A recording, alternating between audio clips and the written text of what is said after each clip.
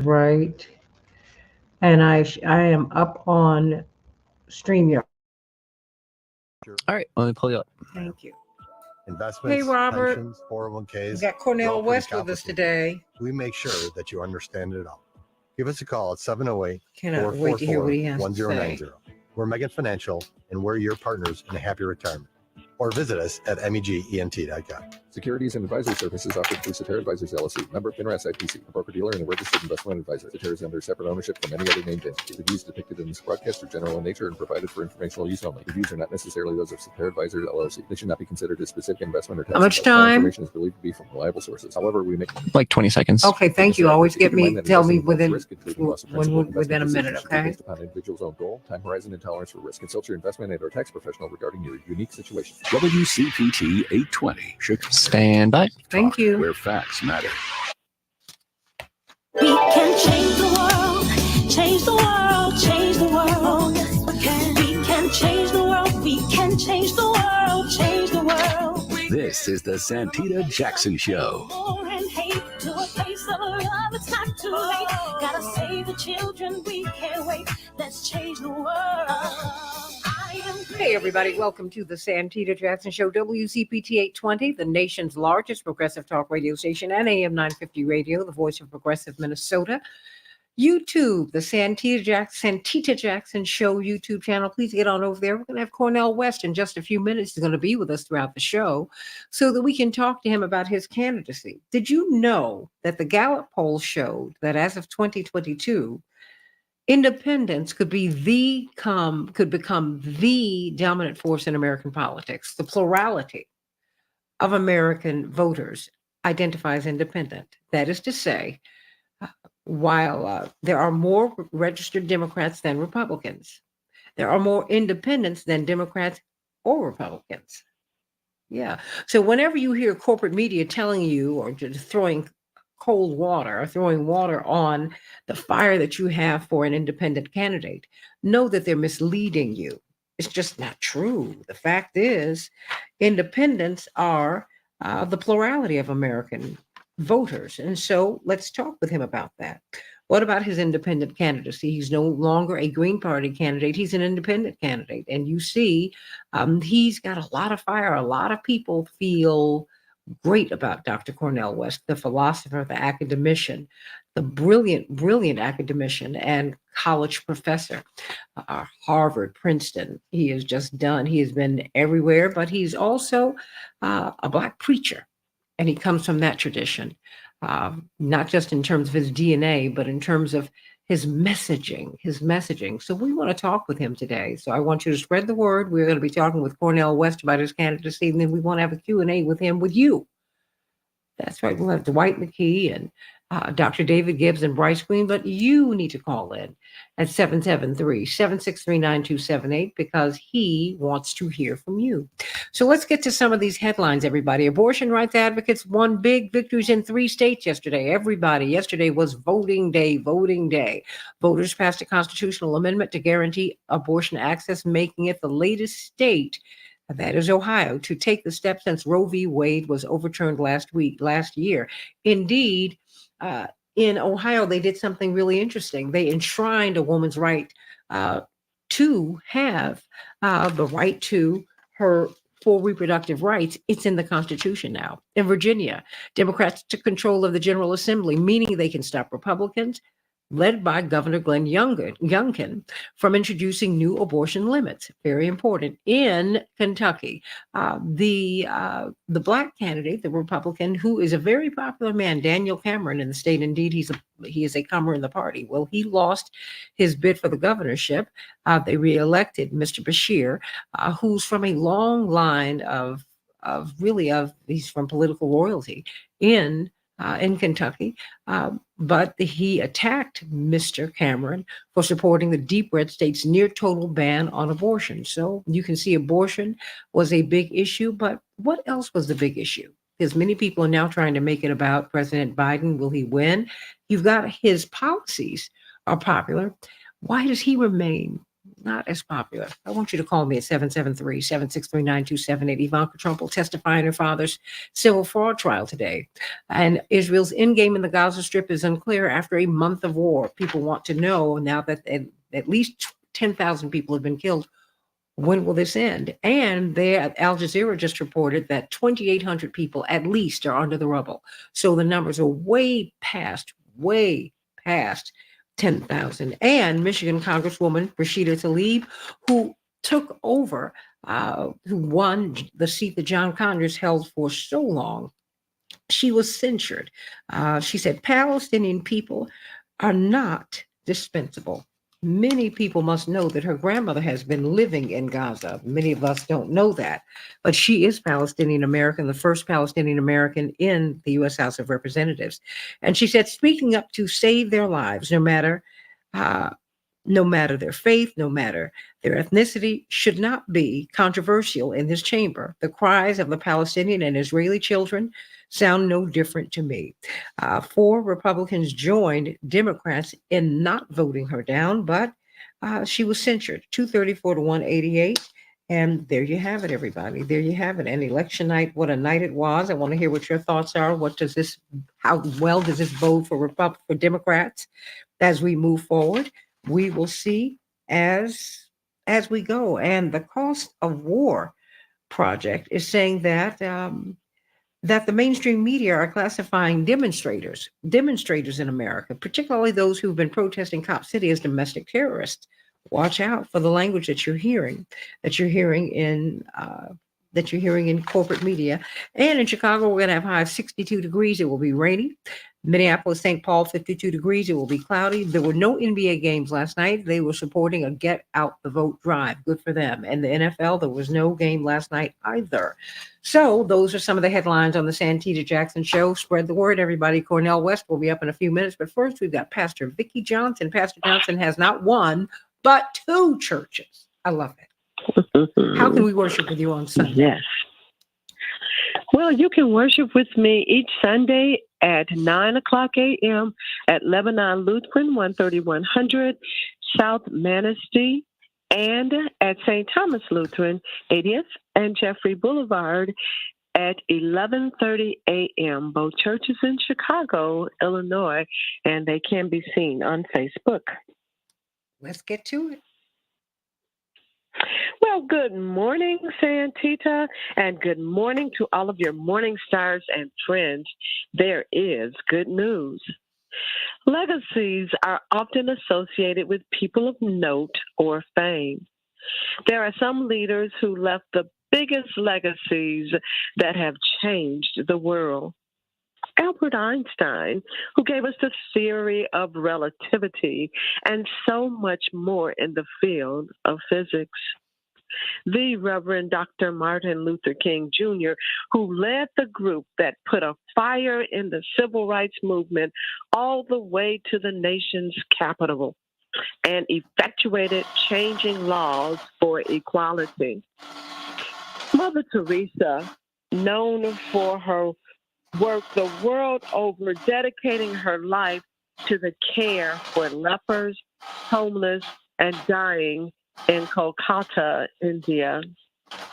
Nelson Mandela, who gave his life in the fight against apartheid. Marie Curie, a physicist and chemist who conducted pioneering research on radioactivity leading to the treatment of tumors and radiation.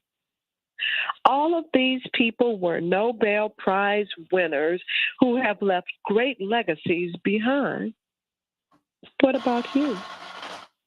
Have you given much thought to the legacy you would like to leave behind? What would you most like to be remembered for? What do you wish you could put a stamp on if you had a chance? The world in its entirety might not know of it, but the people in your world will. Give some thought to your legacy today. Be intentional and be sure to make a positive difference in your world today. if you will do this, and I believe that you will, then to me, that's good news. Pastor Johnson, we all have legacies, don't we? Oh, yes. And you, Yes, you we and do. you see it when we're saying goodbye to people. You hear the legacy. Right. I think of Mr. Timmy Topi Olumala. Who is he? He was my cab driver for, oh my gosh, maybe 16, 17 years. He died a year and a half ago, and I miss him every day because he became a very, very dear, dear, beloved friend. What I loved about him, like I broke my leg, and he literally, I just started riding with him. He came by where I was living every day just to check in on me. But do you know what, Reverend Johnson? At the funeral, there were so many testimonies. He did that for everybody. But he had that kind of spirit, which is what I loved about him. I mean, you know, I kind of put everybody into, you know, you never know why, you know, people, you know, and if people are doing something for me because they appreciate my father and mother and their work, that's wonderful. But I love it when people are just generally kind. You know, and I'm my parents' eldest child. So I remember when my father was not Jesse Jackson. I remember when he was unpopular. Right. I remember when he was not iconic. I remember all of that. And oh yeah. And you know, because I grew up with it. And that's fine with me because he was always my daddy and that's all he ever needed to be. But I love that about Mr. Olumala. And I hope that we will be clear on the legacies that we have today because everybody's got one. Everybody. Yes, yes. And his legacy was a legacy of caring. Oh my gosh. It was his. What would the world be like if that was everybody's legacy? I can tell you, I think about him every day and I get a giggle because we had, boy, oh boy, we had some good times. My mother said, "You all just ride around Chicago. That's all you do." I said, "We have a good time," but he helped me to move even. He said, "Miss Jackson, you can't carry that upstairs." I said, "Oh yeah, I can. I got the cart." He said, "No, you're not going to do that. Come on, let's go." And would not let me tip him. You know, just you know, things like that. I said, "You got to let me do something." I said, "But I did make some red beans and rice. You want to take some home?" He said, "Oh yeah." So I love you, Pastor Vicki Johnson. Once again, how can we worship with you? You can worship with me at Lebanon Lutheran each Sunday at 9 o'clock a.m., 13100 South Manor Street, and at St. Thomas Lutheran, 80th and Jeffrey Boulevard at 11:30 a.m. for an hour of power.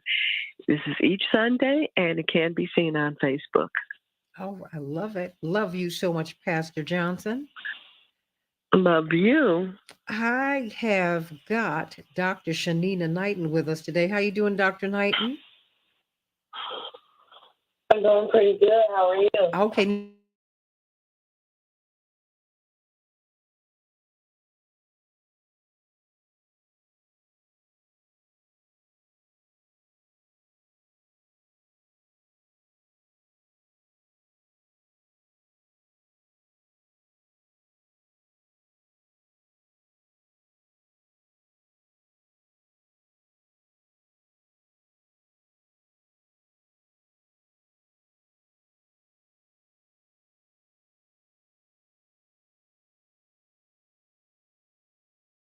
And so I know we spend time, each year talking about, serving food, talking about safety. Those same things still prevail, just as you mentioned, and just as we know, COVID is still, there are still, let's say, consequences that can be associated with it. So it's just a reminder to people of things that they should do. For one, I want people to stop normalizing being ill, and I want them to stop normalizing allowing ill people to come to their home. And sick is still being sick, okay? And so when I say that, and you know that individuals are coming over, be aware of your guest list and make sure that you're being intentional about valuing your health by asking people, if you are ill, then please stay home. That statement alone goes a long way because it's just letting people know that if they're not feeling well, then hey, please make sure that you're not coming to my home to spread some illness instead of some cheer and some fun and fellowship. When it comes down to actually serving the food just within itself, the other aspect about it is how will you serve your food? Meaning, can you think through, will it be self-serve and people are handling spoons and things themselves? And if that is the case, will there be some sort of hand hygiene practices that will prevail before you are getting the food or afterwards because everyone is sharing the same spoon? The other piece is are you talking over the food? So if it's buffet style, you and I both know how that goes, Santita. People be going down the line saying, oh my gosh, look at this macaroni and cheese. Think about it. The majority of people are unmasked. So now everybody's talking over the food, and you're now having droplets falling into the macaroni and cheese because people are talking as they're getting their food. So those are a few things that I want to share in relation to that. When it comes to ventilation inside of a home or inside of a closed-in space where people will be fellowshipping, it's important that you make sure you account for some extra money in the heating bill to be able to leave the windows open or leave them cracked in order to make sure the air is circulating inside of the home. What happens is it will decrease the concentration of CO2 in the air, which is how we measure how many germs are in the air or the lack of air exchange that occurs. So frequently used surfaces, and when I mention frequently used surfaces, you might have one or two bathrooms or that guest bathroom that everyone can use. It's important to make sure that the doorknobs are wiped down frequently. If people are going in and out of the refrigerator, making sure that the handles are cleaned frequently.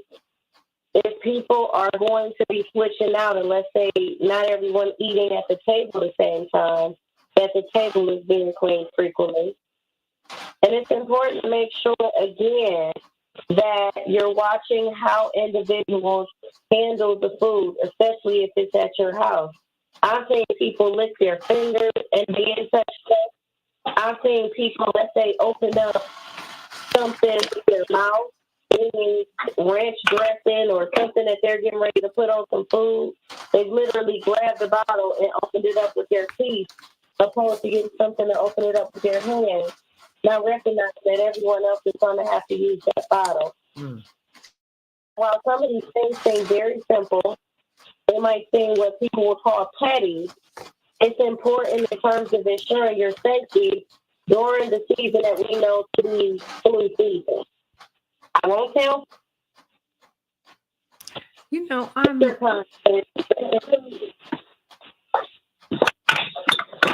No, go ahead. You know, I'm wondering. You've got.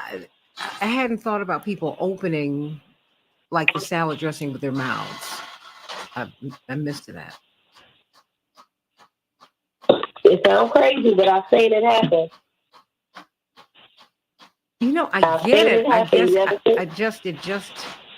It just throws me off because but we're not thinking about is how we pass all these germs around. I don't think we're not thinking about that. And now we are coming into this season, and oh boy. I mean, my father's in the hospital with COVID now, and the thing is, not as independent as he has been in the past. So, I mean, and everybody around him, they're very, very careful. I mean, his caregivers are the best. But my father's a public person, so everybody wants to touch him, hug him, kiss him, and he wants to do that too, right? And there you go. Exactly. And the thing is, and I understand how important human affection is, but you also know when there's a risk that's associated with that, especially when you're dealing with the public opposed to interacting with others. And so I also understand that is a part of, let's say, his duty, right? Yeah. The way he feels is his duty. But it's also being aware that, hey, people contain germs, And those germs can make you sick and can inhibit you from doing your duty. You know, he just doesn't. Well, my father's going to do it the way he's going to do it, and I appreciate it. And and I appreciate the love that people show him. But I think that because in this pandemic we did not bring you and your colleagues, infection preventionists, namely, into the center of the conversation. We brought fear into the center of the conversation, not caution, fear. Which is why I'm glad that you and Dr. Deborah Holden have been here. And by the way, she will be here in the next few days, everybody. Because we brought fear into the center of the conversation, here we are. Instead of how to change the baseline, they had an opportunity to change the baseline. And that's Dr. West right now. So I'm going to let him know, Dr. West, we're going to call you in about 2 seconds. I'm on the air, and they know that I'm talking to you. I love you, Dr. West. I'll call you right now. All right, everybody. That was Dr. West calling me because he was like, "Now am I still on?" Yes, Dr. West is still on. Everybody, I love that man. Love it. I used to visit him up at Princeton when I lived in New York. I just love it. Love him, love him, love him. Love you, everybody. Dr. Cornell West up next on the Santita Jackson Show.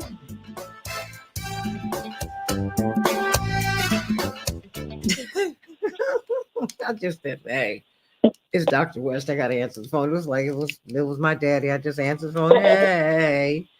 Listen, you got the white on too today. Oh yeah. And Bryce. I love to hear them go back and.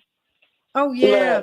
Look, that's awesome. I love to hear them go back and forth. Oh yeah, well, he's one of his advisors, which I'm going to disclose because that's the appropriate thing to do. But I mean, it's a great thing, and and he's such a jewel. He's a wonderful man, so brilliant, and so humble. Just a wonderful human being, wonderful human being. When my mother met him, she said, "My daughter just loves you." He said, "Ah, my sister." I love him so much. I said, I just love him so much. Oh boy, she's just almost ready to give up her Howard credentials and go up there to Princeton with you. I said, well, not so fast. We have Dr. West on the line. No, I said, wait a minute, Dr. West. I said, well, not so fast. Now I love Dr. West, but I'm still a Howardite to the bone. But you know what, Dr. West? I want to introduce you to a young woman who she's the first person in her family to graduate from high school, let alone get a PhD. She's a registered nurse. And she's an infection preventionist, young Black woman. She's not 40 years of age. And she comes on the show every day helping to change the baseline on health. She said, you don't need to be sick. Don't expect to be sick. Get well. I'd love to introduce you to her because as you talk through healthcare policy and things like that, she and Dr. Deborah Holden would be perfect for you. Dr. West, Dr. Shanina Knighton, Dr. Cornell West.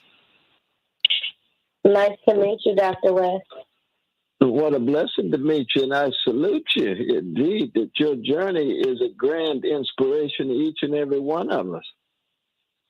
Thank you. Thank you so much. It's been an honor, a duty Back in two. and everything under the sun, a passion to make sure that I'm doing what it is that I'm supposed to be doing when it comes to keeping people safe. But as Santita alluded to, people don't know what they don't know, and we've normalized how to respond to disease and respond to illness that we've forgotten how to prevent it.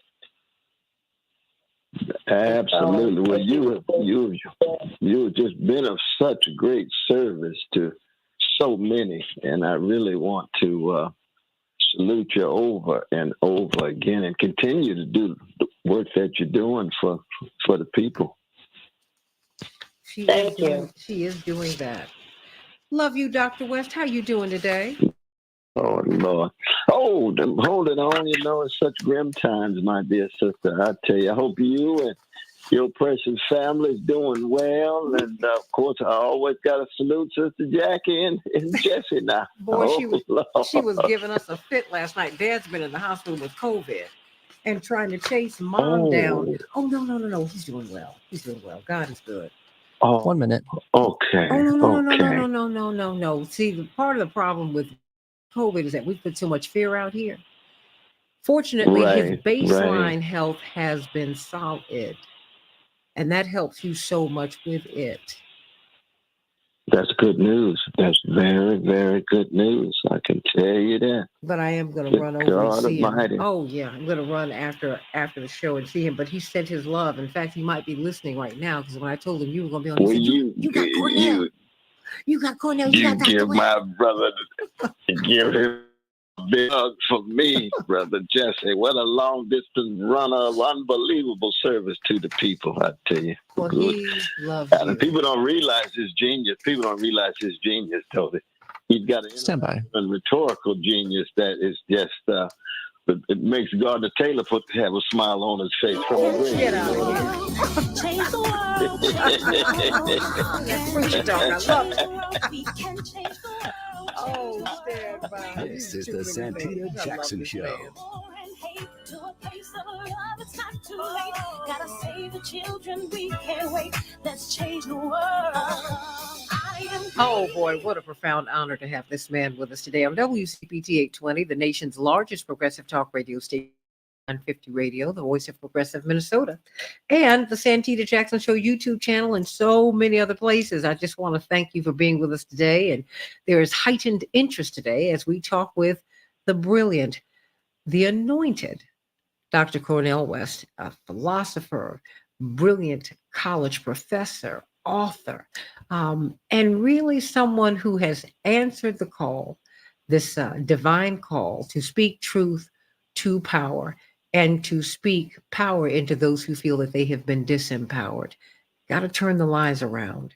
And he's running for president now, in the tradition of those who are really, they're political, but their religion drives their politics. Their religion shapes their politics. Their politics are not formed around their religion. And so he has a moral message to give us. And I want to give you all some good news. Gallup told us last year that if independents were a party, independents could dominate American politics.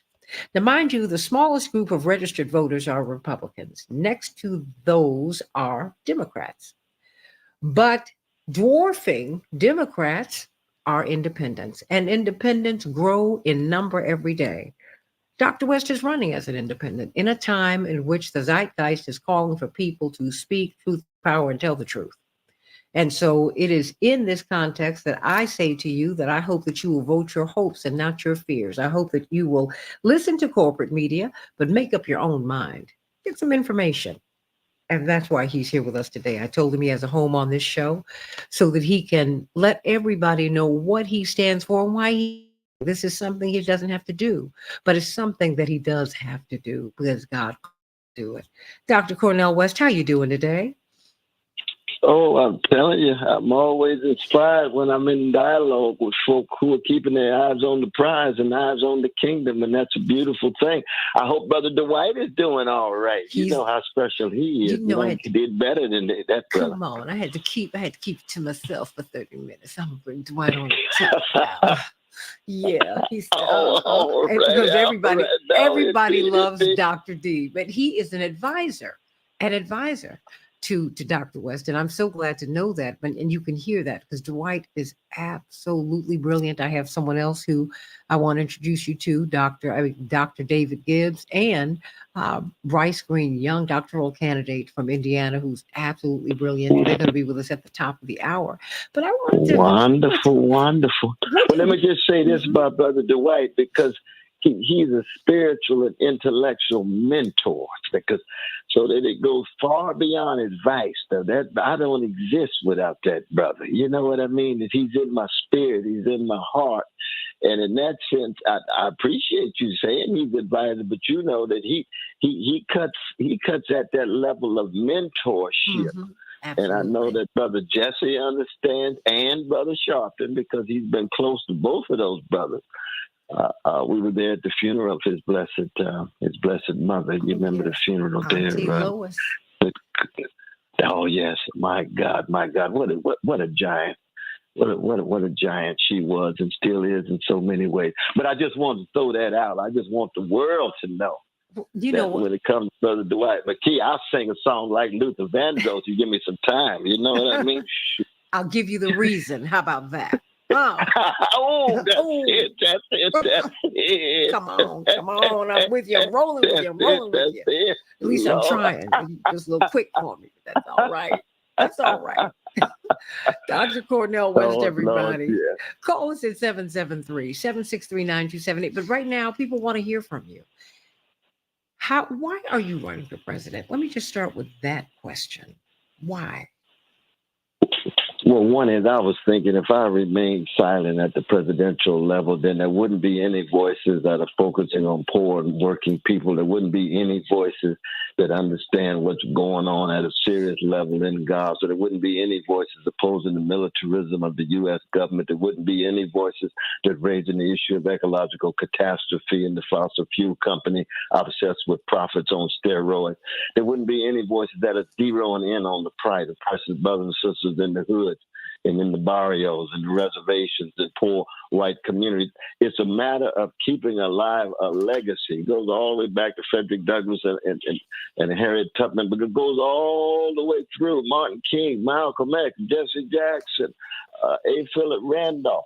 So it's a matter of trying to be true to that tradition. And as you say, it's both attempting to speak truth to power, but also speaking truth to the relatively powerless. And also speaking truth to ourselves. Truth is a jagged edge, it's a double edge. It cuts in a number of different ways. No one of us have a monopoly on truth. And it's just a matter of being true to holding up that bloodstained banner of a great people, a great black people at our best, that God has something to say, not just to the nation, but to the world. Absolutely. I mean, in what world right now? Particularly as we look at Gaza, we're seeing a lot of things happen, Dr. West. We're seeing now, according to military.com, white men are being targeted. They're hurriedly pulling together people who can recruit people to the army, and they're targeting white men recruitment. We're watching Gaza leveled, and we're hearing the language of annihilation. Al Jazeera reported that beyond the 10,000 plus people who've been killed, that there are at least 2,800 people buried in the rubble. So the numbers are way past 10,000. And what we're not talking about is the economic component. That is a massive site of gas and oil. And I want to get to that a little bit later on, because the economic component, because we keep talking about, Muslims, Christians, and Jews coming together, and that's wonderful. It's important. But y'all, this is about the land and the money. Okay. You need to understand Chevron is right over there in Gaza, and they're planning to level it and move everybody in there, move the Palestinians to Egypt or even to Canada, and then take over that land and get that gas. And I mean, because they've already cut the Palestinians down to $47 billion. So, Dr. West, I mean, what are we looking at here? I mean, I know I put a whole lot here for you. I give it to you because that's where you are. I mean, no, you hitting some nails on the head.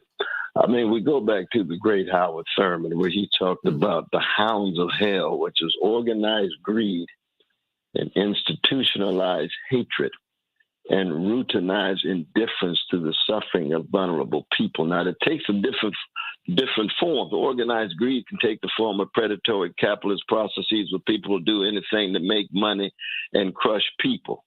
It could take the form of a hatred where you believe, for example, that a Palestinian baby doesn't have the same value as an Israeli baby, or a black baby doesn't have the same value as a white baby, or an indigenous baby doesn't have the same value as a German baby, or an Iranian baby doesn't have the same value as a French baby. All of those are ways in which you lose sight of the humanity of folk and you view people as just sources of labor to exploit or to marginalize, degrade, and demean them, or to subjugate them, to occupy them, to exploit them. And so there's a spiritual and a moral dimension of this that we don't want to lose, even as we talk about those political realities that you were talking about, which is money. I mean, the war manufacturers, of course, break dancing to the bank right now. They're making so much money, they don't know what to do. There's been a 47% increase in a matter of weeks and over 80% increase in a matter of months because of these weapons that are being deployed. And you can see just how warped the priorities, as Brother Martin used to say, how warped the priorities of the U.S. government actually are, because they tell us when it comes to health and education and schooling and jobs with a living wage, austerity. They don't have the money, can't find a penny in the budget. But as soon as you go to war, here come billions of dollars flowing. The unbelievable flow of cash. Why? Because that's where the priorities are. The priorities of war on Wall Street rather than peace and Main Street. And it's just a matter of trying to keep that tradition alive of telling those kinds of truths, because you and I know that anybody who attempts to tell the truth about evil, it could be white supremacy, it could be economic exploitation, it could be male supremacy, it could be anti-Palestinian, anti-Jewish, anti-Arab, anti-Muslim hatred. Anybody who tries to tell that truth better get ready for a cross. Because you're going to be crucified. You're going to be marginalized. You're going to be misunderstood and misconstrued. And that cross is not something just to talk about, but it's not something just to carry. But sometimes you got to be willing to die on it. For what? Because you're tied to something bigger than you. You're tied to a cause, not a brand now. And we're not talking about a brand. I know politics is all about money and branding, and most of American culture these days is about branding. But we come out of a tradition of a great people who had a cause with brands on their bodies. So why? I mean, so what are you hearing from people as you get out here and campaign? Because I feel the energy, the excitement for you. It's always such a pleasant surprise to hear a candidate who cuts through. Who's willing to speak the truth? I mean, and your tongue is disciplined, but it's unbridled. You just say what's on our minds right now. You're like, wait a minute. I mean, and you've been attacked. You've been called a spoiler. Some people have tried to say that you're flirting with anti-Semitism. What do you say to people who say that you're flirting with anti-Semitism because you're calling for justice for the Palestinians and secure Israelis? I think that's a balanced policy. Oh, absolutely. But one is, I always say that for me, it is really putting love at the center of it, you see, so that I've always stood up for any oppressed people who was being crushed because of my deep love for them. So my defense of Jewish brothers and sisters when they mistreated in Russia, Pittsburgh, or New York, or when they're being lied about in the Middle East, I've got a long record of defending Jewish humanity. But in defending Jewish humanity doesn't mean that I overlook Palestinian humanity. I've got a long history of defending Palestinian humanity. Now, if a slice, and we must never view Jews as a monolithic people, they're not a homogeneous people. They got a variety of different perspectives and views. Albert Einstein and Judas Magna, for example, when the state of Israel was founded, called for coexistence. Within, they were called Arabs, that they called for coexistence. Jabotinsky called for domination and annihilation. Well, Netanyahu's father was an assistant of Jabotinsky. He's in the tradition of domination and annihilation. Albert Einstein's not. Judah Magnus is not. Ahaka Ham is not. Noam Chomsky's not. Stanley Aronowitz is not. Jim Freitas is not. We can go on and on with various Jewish voices. Look at Jewish Voices for Peace and a number of other Jewish voices concerned about what? Jewish humanity and Palestinian humanity. So that's always been what I've attempted to do, but I don't mind. I don't get into people just calling me names. I've been called so many names so many times. I try to listen to see whether there's the insight, and when I see that it's just a put down, I keep moving. Life is too short. What's that spiritual that our ancestors ain't got time to die. I'm too busy serving my Jesus. Ain't got time. Ain't got time for that kind of name calling. Ain't got time for that kind of finger pointing. I got work I got to do. I got service that I got to perform. I got sacrifice that I'm willing to make. I got words to put forward. I got solidarity that I'm willing to enact and embody. I'm on my way right now to the United Nations. We're gonna have the biggest demonstration of religious folk. We're gonna have imams, we're going to have rabbis. Of course, I'm not clergy. I'm just a regular Christian on the pew. But we're going to have a number of different clergy, all speaking all marching in front of the United Nations, calling for ceasefire, calling for the end of the siege and the end of the occupation.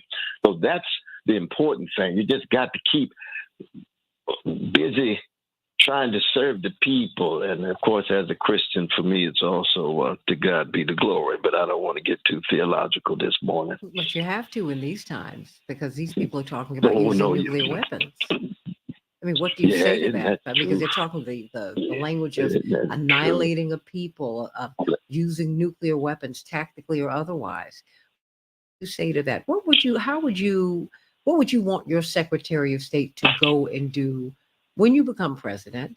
What would your policy be in this part of the world? Well, the first thing I would want to tell the American people and the world the truth, and I would want to say that if we go back to 1948, where you had precious Jewish brothers and sisters jumping out of burning buildings because of Jew-hating Europe and gangsters named Nazis who had put them in indescribably evil concentration camps, they were looking for a place of safety. They were looking for a place of security. And they landed in the Middle East. They said there were no people there. That's not true. There were people there, and they had to choose to either coexist with those people or to dominate those people. And that's been struggling at the very soul of Israel from the very beginning. Once they began to dominate and annihilate, once the ethnic cleansing set in, once 750,000 were pushed out, it became very clear that Jabotinsky's tradition, the tradition of domination, annihilation, was going to be the dominant one. And at that point, it became one of the great paradoxes. How could a people who have been so terrorized, so hated, so traumatized, as precious Jewish brothers and sisters, engage in hating, traumatizing, and terrorizing others? Well, that's a human thing. Mm-hmm. We did it in Liberia as black folk. I mean, it's a human thing. Europeans did it in Australia and so forth. We look through the annals of time, and you've seen how oppressed people, hated people themselves end up hating and oppressing. So we had to bring prophetic critique to bear in the name of Amos, in the name of Jeremiah, and of course for me in the name of Jesus, because there's a universal standards of justice. There's a universal standards of truth that applies to black folk, Jewish folk, Palestinians across the board. And so, as if I would tell my Secretary of State, we understand that we have been part of a tradition in U.S. foreign policy of enabling a very ugly domination and occupation of Palestinians. We are not going to be part of that. We are committed to Jewish security and dignity, no doubt about that. We're not going to allow Jewish folk to be killed and massacred. And when it takes place, we bring critique to bear. I'm not a supporter of Hamas killing innocent people, not at all. Not at all. But then when you have the Israeli Defense Forces coming in and had been doing it for a while and have killed 4,000 precious babies in a month, and over 10,000 and maybe 12,000, you say, when they find the bodies under the rubble and so forth. No, those are war crimes like any other war crimes. War crimes are war crimes. In fact, it goes beyond war crimes. It's a crime against humanity and a crime of genocide. It's a genocidal assault. And we've got the U.S. government now supporting genocide, and they say those of us who call it genocide are somehow anti-Semitic, somehow hating Jews. No, just think of what the world would look like and what the response of the world would be if there was a Palestinian domination and occupation of Jews, if Palestinians had killed 10,000 Jews and 4,000 Jewish babies. Oh, please, the U.S. Congress would be supporting the Jewish version of Hamas. Charles Schumer and others would be providing money for various attempts to engage in violent response against Palestinian occupation. Why? Because that is a human thing to do, but we got to keep a moral and spiritual dimension. When you kill innocent folk, it's wrong, but you have to come up with forms of resistance. And I'm supporting nonviolent forms of resistance against vicious Israeli occupation, and I'm still calling anti-Semite. Please, let's be honest about this. So I'd have a Secretary of State who would be tied to truth and justice, would cut radically against the grain. Now, unfortunately, look at Biden. You see, Biden's bending over backwards, vetoing a humanitarian pause in a genocidal assault. That's what the United States, that's the kind of immoral stance the United States has in front of the whole world, United Nations. Trump would be worse. RFK Jr. is even further to the right on these issues than Biden is. And that's the presidential candidates we have. I mean, it's so sad, my dear sister, when you look at the spiritual emptiness and vacuity of American politics, especially at the presidential level, but not just at the presidential level. Look at our congressmen. Most of them are kowtowing. Look at the Black Congressional Caucus. Where's their voice when it comes to Gaza? My brother, who is in Congress It's now, sad. he said fighting. God bless him. God bless him. He said, no. I'm just saying, he said signing this resolution and fighting for peace. He said, who in this place, who knew it would be so hard? I'm telling you. I'm telling you. But how do we put and the it's prophet? partly because it's just hard to find a place. It's hard to find any place for morality and spirituality in a moment of overwhelming barbarity. But how do we make space for that in politics today? Because you are inspiring people, and I get the sense, as we're looking at Democrats had a good night last night, right? But Joe Biden still is not, and Joe Biden is hemorrhaging That's true. young voters. That's true. Based upon, That's particularly based upon what's happening in the Middle East right now. How do we turn this ship around? I've got 3 minutes. Yeah, it's only by example. You just have to have folk, like yourself and Brother Dwight and others who's raising their voices, who's putting their bodies and energy on the line and letting people know that hope is as much a verb as a virtue, just like justice. Justice is not just a virtue, it's a verb. You got to put it in action. You got to be in movement. You got to sustain momentum. But keep in mind, 40 years ago, when Edward Said, the great public intellectual Palestinian intellectual, he and I used to march in front of the New York Times just to get the New York Times to use the word occupation. They said they would never use the word occupation, just disputed territories. Well, you can see how the media was complicitous in the same way it is now. Why? Because they don't believe a Palestinian life has the same value as an Israeli life. That's wrong. That's morally, spiritually wrong. And the only way you point it out is wrong is by action. Not just by voice, by action. And there has been a shift. Now you got 300,000 in Washington, D.C. last weekend. There's been a shift. But we got to keep the love and the justice at the center of it, or you end up with just cycles of hatred and cycles of violence. Well, why love? I mean, you are, as someone who's seeking the highest office in the land, indeed the most powerful office at this time in the world, why are you putting love at the center of your campaign, that commandment? Well, I've got to be true to myself. Yeah, I come out of Irene Clifton West household. I come out of Shiloh Baptist Church, Reverend Willie P. Cook. I come out of John Coltrane's Love Supreme. I come out of Stevie Wonder's Love, The Need of Love. That's my tradition. All the love that's been poured into me, I've got to somehow make it available to others, because I'm convinced that is the highest form of being in the world. We all fall short.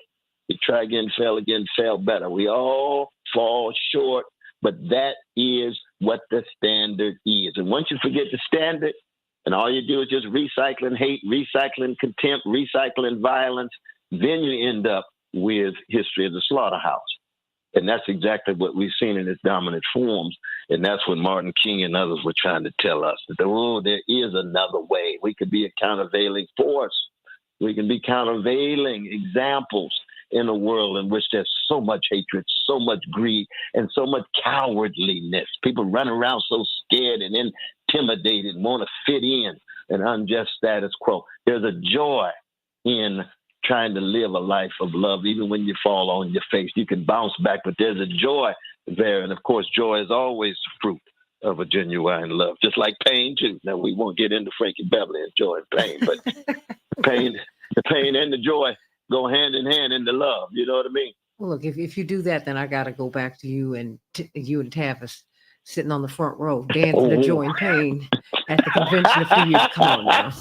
Yeah. That is so I true. said, That's so Dr. true. West and Tavis Smiley are tearing it up. They're tearing up the rug in the theater, in the Chicago theater. They In the theater. They said, wait, they didn't sit down. I was like, Beverly and Mays. look at this Oh, man that's right so here. true. I said, this That's is so a man true. of God. You're tearing it up. Oh, yes. In the name of Jesus. In the name of Jesus. Joy and pain. Oh, Lord. Just joy Sunshine and and pain. the rain. Sunshine and rain. This man is taking me out of myself today. I love Dr. Cornel West. Stay right here, everybody. What do you think about this candidacy? The Gallup poll told you that you could become the dominant force in American politics if you just believe, because the numbers are there. Independents outnumber Democrats. Independents outnumber Republicans. Independents are the key to American politics, not just independents. Independent voters, your independent thoughts. Get the information from the corporate media and from here and make up your own mind. So let's talk with Dr. Cornel West and Dwight McKee and Dr. David Gibbs and Bryce Green and you. I want to know what your thoughts are. What do you want in a president? I mean, what do you really, really want? Now is the time to vote your hopes and not your fears. I don't want you to be a pragmatist. I want you to be a prayer warrior. Get out here and let's vote. So you can be excited about it. Back with more of the Santita Jackson Show with Dr. Cornel West in just a few minutes. Mark Hayes said, every time I see Blinken on TV, I think of funerals. Ouch. Ooh, wow. Ooh, Dr. West, these people are eating you up today. Vanessa said, I love you, Dr. West. Mm-hmm. Yvonne loves you. Lord. Oh, you're getting a lot of love today, and I love it. Good God Almighty. You too. Well, I tell you, but you're doing a beautiful thing. The most progressive radio station in the country. Boom. But you have a home here. So, I told you, I want you to come on as often as you can. And I appreciate it. Oh, yeah, no. I appreciate that. I want people, and I want to go on and just get you on Reverend Show. I've been trying to wait until his voice was strong enough. He wasn't feeling well past couple of weeks. And but right. He's gonna be all right. The flesh is not willing, but the spirit is strong, and that's what I'm trying to work on. Okay? That's key. Yeah. That's key. That's the key. That's key right there. That's it. This is what we just have to do with that God right Almighty, now. yeah. We just, Hi, Miss Jackson. God is good. That is so true. God is good. We're that still is here. So true. Do we have Dr. D, Dwight McKee up? We have Dwight McKee, Bryce Green, Dr. Gibbs, and Attorney Fancher. Oh, fantastic. All right now. Yeah, my brother. Well, I have my dear brother. And we added Attorney Mark Fancher, who I emailed at 1:00 in the morning because I was out trying to take care of my mama last night. Oh, Lord, Sister Jackie. Oh, gosh. Well, she loves you, and I'm going to give you her number because she wants to hear from you. She said, "No, what's I'd love to give her a call." Oh, please, my mother loves you. She loves you. Yeah, I love her too. She loves Dr. West. She loves him. I loved him. Then she said, "Oh no, I love him." I said, "Okay." I said, "Oh, bless her heart." But I want you to say hello to, of course, Dwight McKee, but Attorney Mark Fancher. He is with the National Conference of Black Lawyers, brilliant writer, brilliant thinker. He's the head of the ACLU's Racial Justice Project, but he's not here in that capacity today. But he absolutely supports you, as does Dr. David Gibbs, brilliant historian from the University of Arizona. No one's given any endorsements, but they're here because they are absolute supporters of you. And Bryce Green. He's getting his PhD, and we're so proud of him. He's from Fairness and Accuracy in Reporting. Everyone, you can say hello to Dr. West first. You, Dr. Gibbs. Good morning, Dr. West. It's a pleasure to be on with you again. It's a joy to be on with you, my dear brother Gibbs. Salute you, my brother. And Attorney Fancher. Good morning, Dr. West. Thanks again for the chance talk with you. No, thank you, my dear brother. Esquire par excellence. Bryce Green. I love this man. I love him. Bryce, you want to say hello to Dr. West? Absolutely. It's an honor to be on with you, Dr. West. You've inspired me in many ways, and it's good to be on air with one of my heroes. Brother, it's a blessing to be on air with you, though. You working in the great tradition, younger generation. Got your own voice, your own views and vision. Just stay strong, my brother. And of course, I appreciate you, Doctor. and you sounded just like a black preacher when you said doctor. And Dwight McKee. I said, and here is your mentor and advisor, Dwight McKee. My affection for him goes half the ones people proclaim. It's self-evident. He knows how I feel about him and his work. Dr. West, it's my joy to talk to you anytime.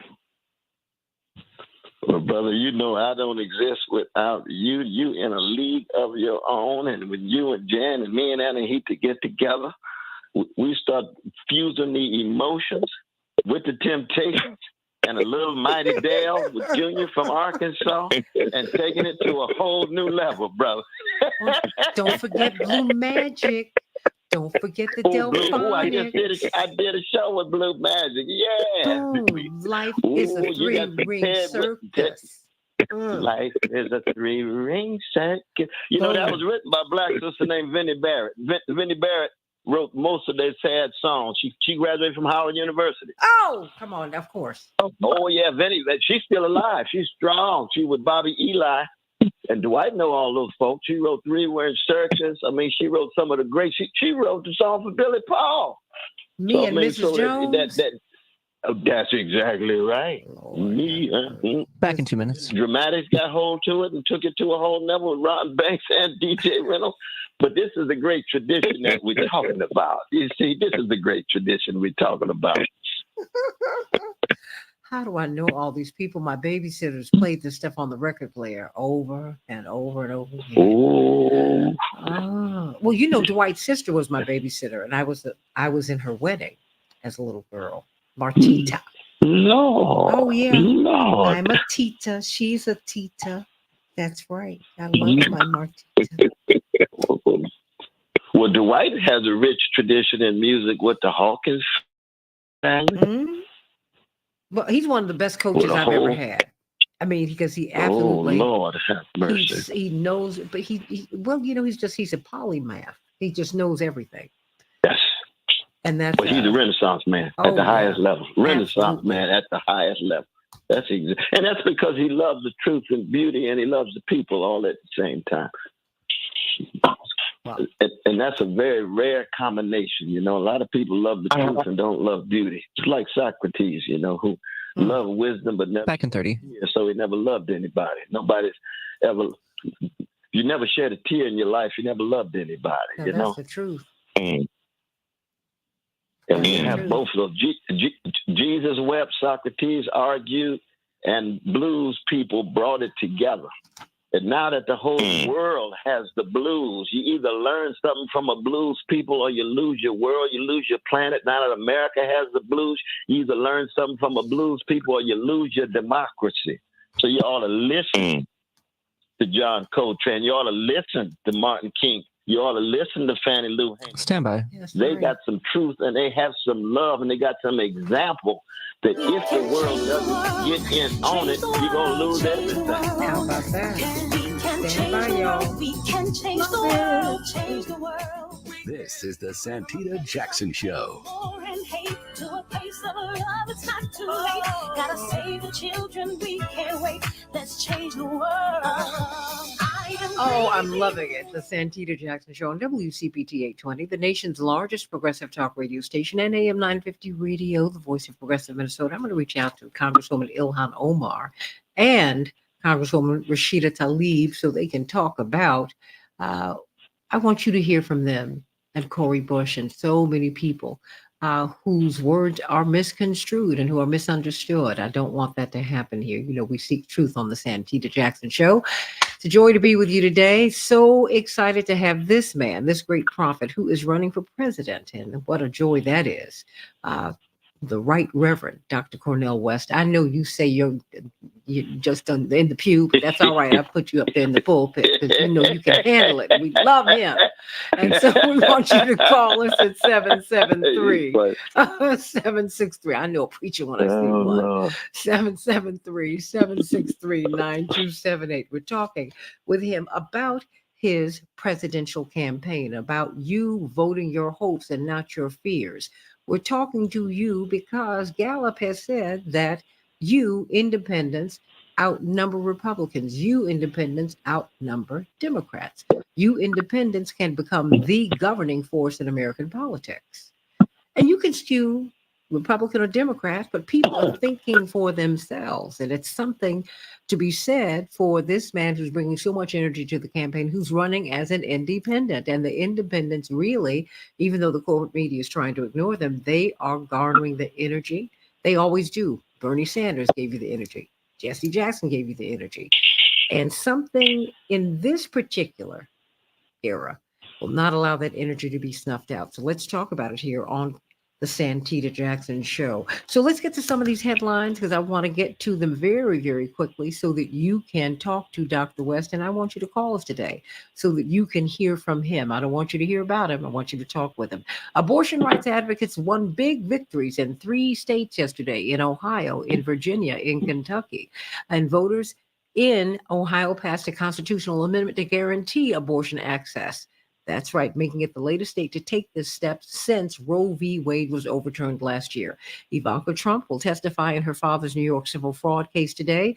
Israel's endgame in the Gaza is unclear. Al Jazeera has just reported that more than 2,800 people are under the rubble, just as the numbers have been reported that more than 10,000 people have been killed in the bombing by the IDF. And yesterday, Congresswoman Rashida Tlaib was censured by Congress. The first measure did not work, brought by Marjorie Taylor Greene, but this one did.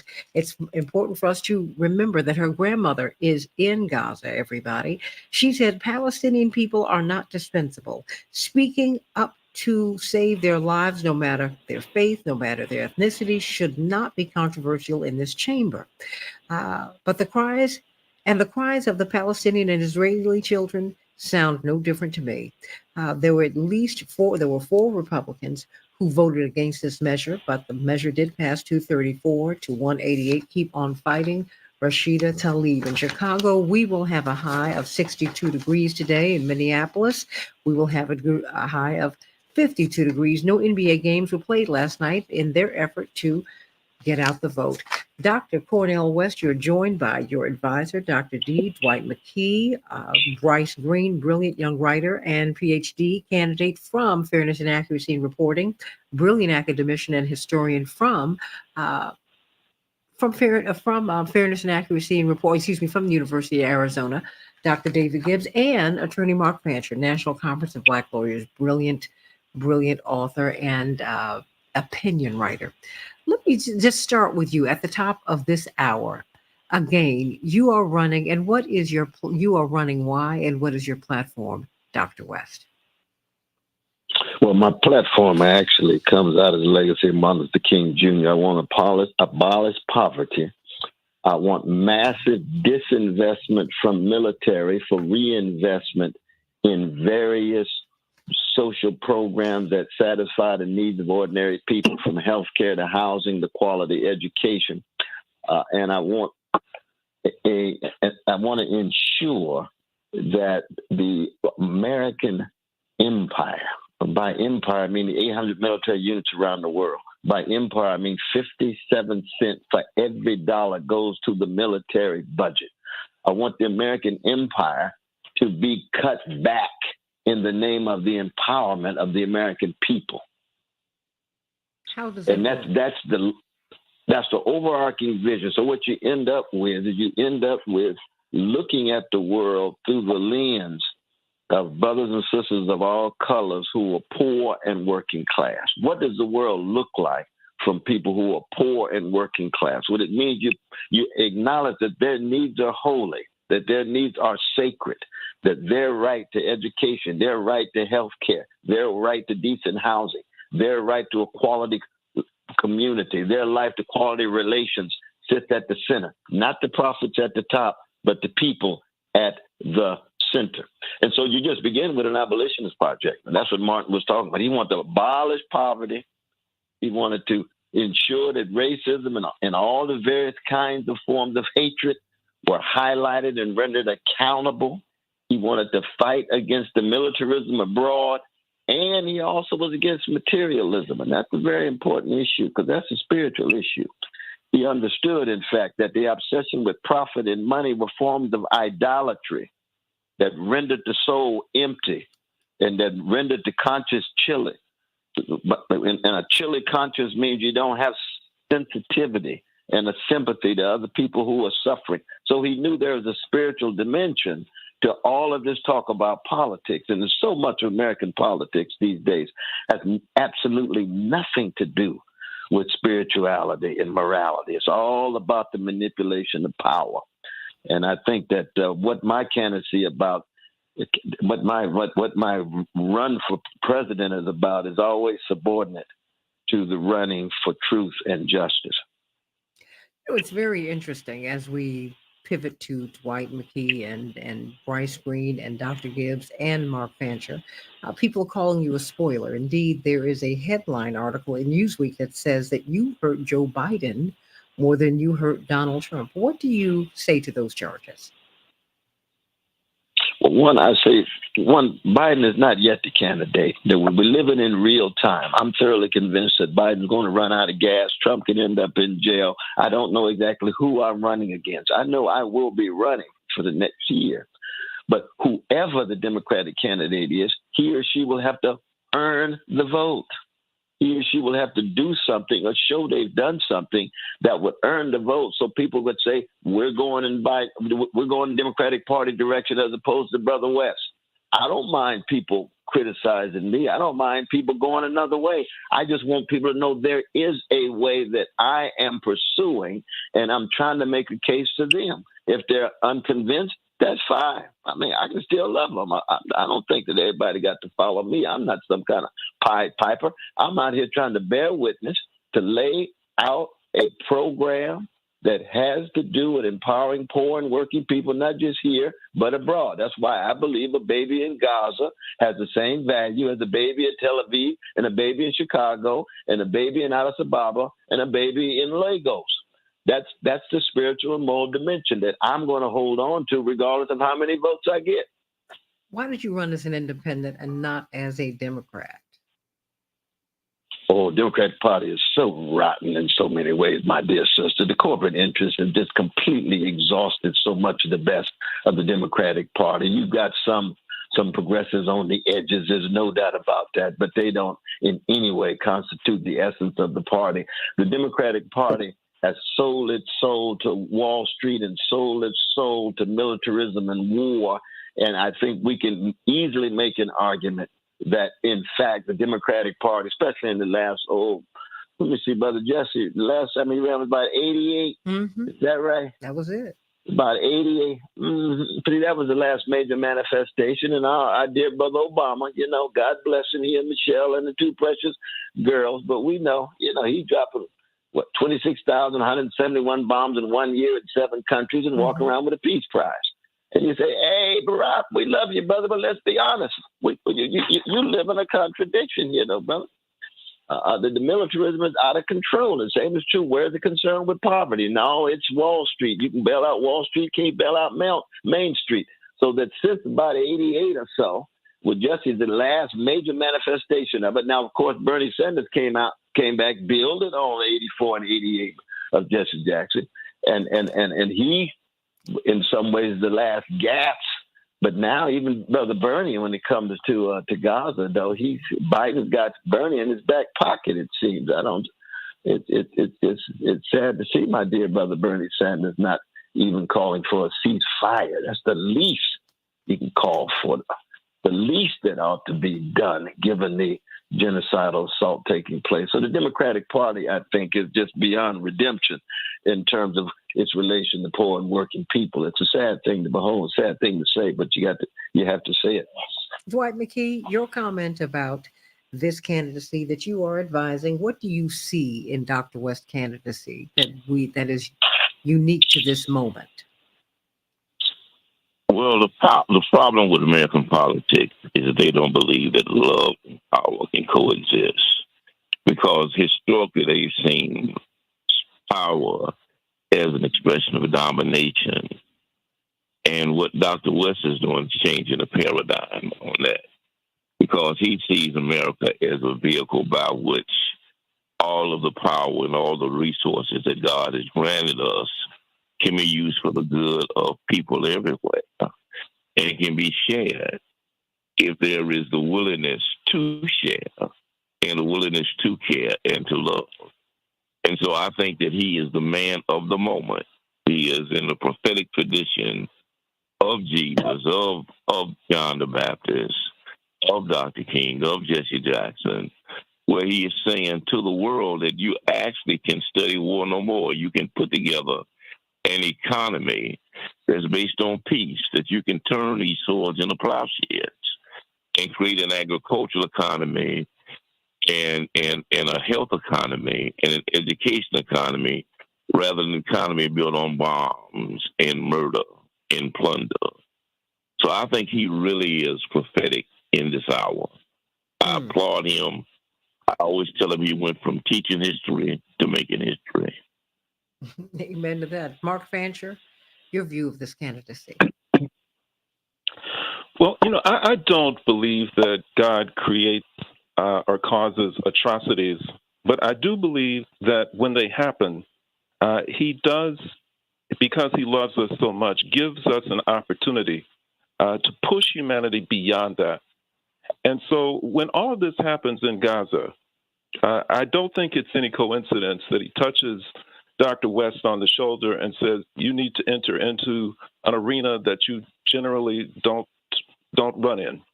And I think that when Rashida Tlaib is censured by the House, that's no accident either.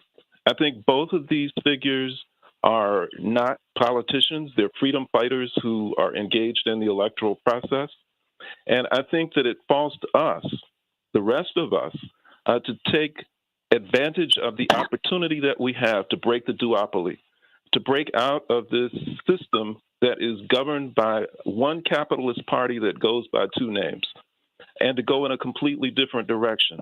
I think the great shame of the left in the U.S. is that you have lots of people who walk around pointing fingers at capitalism and, calling it all kinds of names, calling for socialism, and then when it comes time to make a political statement, they say, no, we've got to stay in the Democratic Party. We've got to stay with the Capitalist Party. This is an opportunity because the contradictions have been raised to the surface with all that has happened within the last few weeks. I'm based in Michigan, and I can tell you that Dearborn, Michigan, which has the highest concentration of Arab and Muslim people in the country, and which generally would be counted on to vote Democratic, they are decidedly not going that direction this time, leaving many of them to look for some other place to go.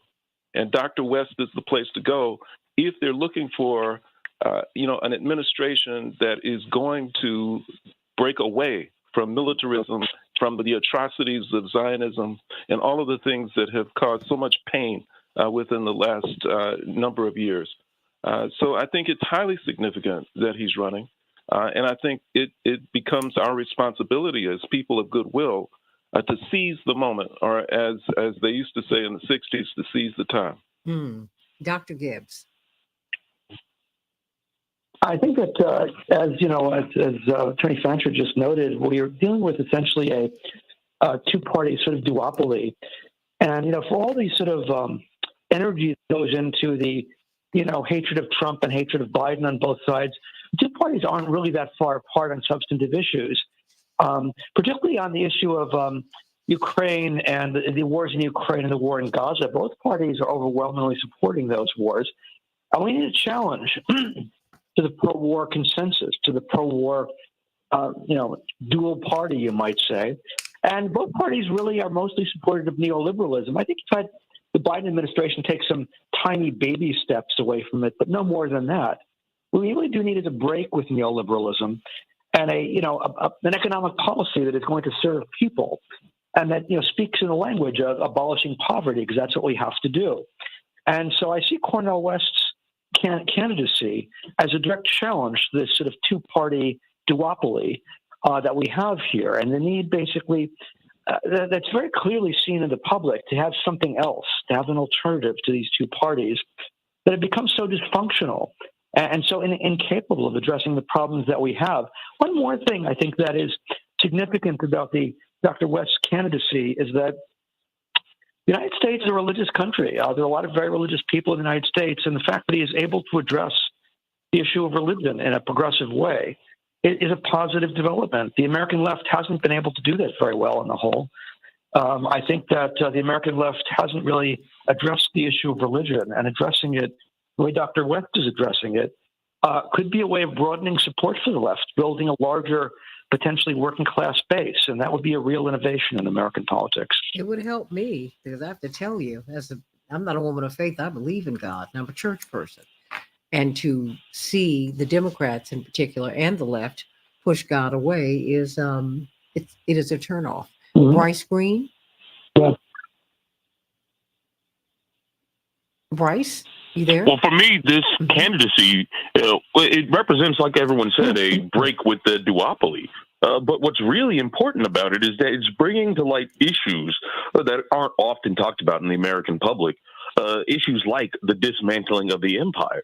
Because, we're in a pretty precarious moment in American history and global history. We're seeing the different countries around the world start to rise up and come together and break away from the American-led and American-dominated economic world order. We're seeing more talk of de-dollarization, the multipolar order. And so it's going to take someone with a serious critique of empire to allow the American system to have a sort of soft landing from that global position of dominance that defines both the agendas of both parties. And, it was interesting to see you announce your campaign the same year that RFK Jr. is running, also using some of the same rhetoric that you're using, Dr. West. But of course, as we all know, RFK Jr. has taken the position on Israel and God that's identical to the party structures that he says that he's fighting against. And so we're left with Cornel West as one of the only people who's able to credibly claim that they oppose the U.S. empire. And so I guess my question to you, Dr. West, would be, even if you don't win, and I know you know this more than anyone, the only way that change is going to happen in this world, in this country today, is that there's a broad-based social movement led by the bottom up, and that's combined with other social movements and other struggles around the world. And so my question is, how are you going about building that? What is the plan, Doctor? I've got 2 minutes. Well, first, I just want to say all five of you all are just such high quality interlocutors and conversation partners. I just want to say thank you. But no, I mean, what I've been trying to do for the last 50 years is be part of social movements. It's true, I've never led social movements. I just want to be part of social movements. I just want to be part of the leaven in the loaf. But it's hard to project beyond the campaign right now. I know I will be part of social movements no matter what, if in fact I don't win. But I think what I've learned, one of the many things I learned from Brother Dwight, is that, you see, given all of the crucial role of analysis, the crucial role of organizing and mobilizing, if you don't have a spirituality, then you're going to run out of gas. If you don't have some concern with integrity, honesty, dignity, character, courage, sacrifice for others, service is something bigger than you, then even those on the left can fall into the same cycles of contempt and manipulation and domination in the name of the left. So that spirituality and morality is something that has to be integral along with the analysis of empires and capitalism and white supremacy and the nation state and bureaucracies and so on. And so I think in that sense, what this campaign is about is really an attempt to allow the greatness of the tradition of the forms of spirituality and morality that's come out of the Black freedom tradition and Black musical tradition, because Black music I view as vanguard of Black freedom, that it's been in Black music that we've been able to find more of our love, more of our tenderness, more of our sweetness, more of our courage, more of our service to others, that then takes political forms, economic forms, and what have you. Call us at 773-763-9278. We're going to get some Q&A from Dwight McKee, Dr. David Gibbs, Bryce Green, and Mark Fancher with Dr. Cornell West. Can't wait. More of the Santita Jackson Show on the nation's largest progressive talk radio station and AM 950 radio. Voice of Progressive Minnesota, WCPT here in Chicago and AM 950 radio, Minneapolis, St. Paul. Meet my morning stars on the Santita Jackson Show YouTube channel. And it's a joy to be with you today. Stay right here.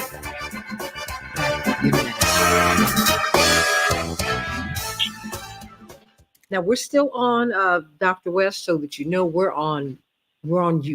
still streaming, so people can hear everything that is said. I just like to make that very clear. Oh, that's wonderful. Okay. That's wonderful.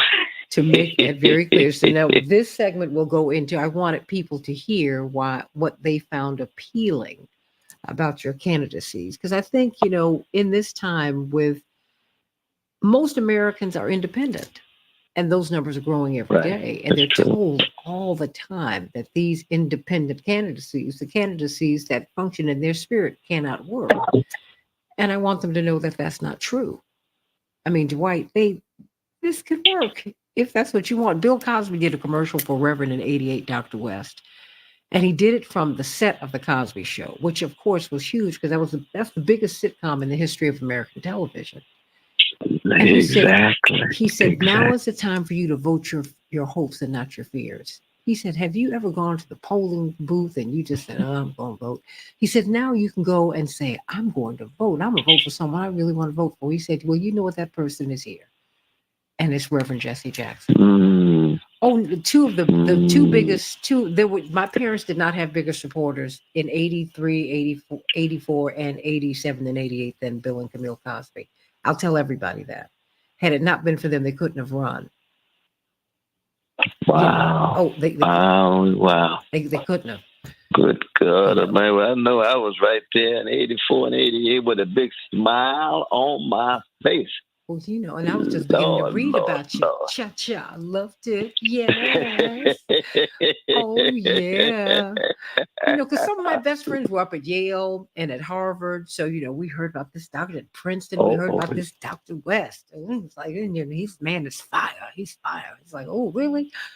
Oh, and I snuck into one of your lectures. I met my brother Jesse Jr. He was at the seminary there with Brother Dyson, and we must stay 7 hours straight in high quality dialogue in his room. 2 minutes.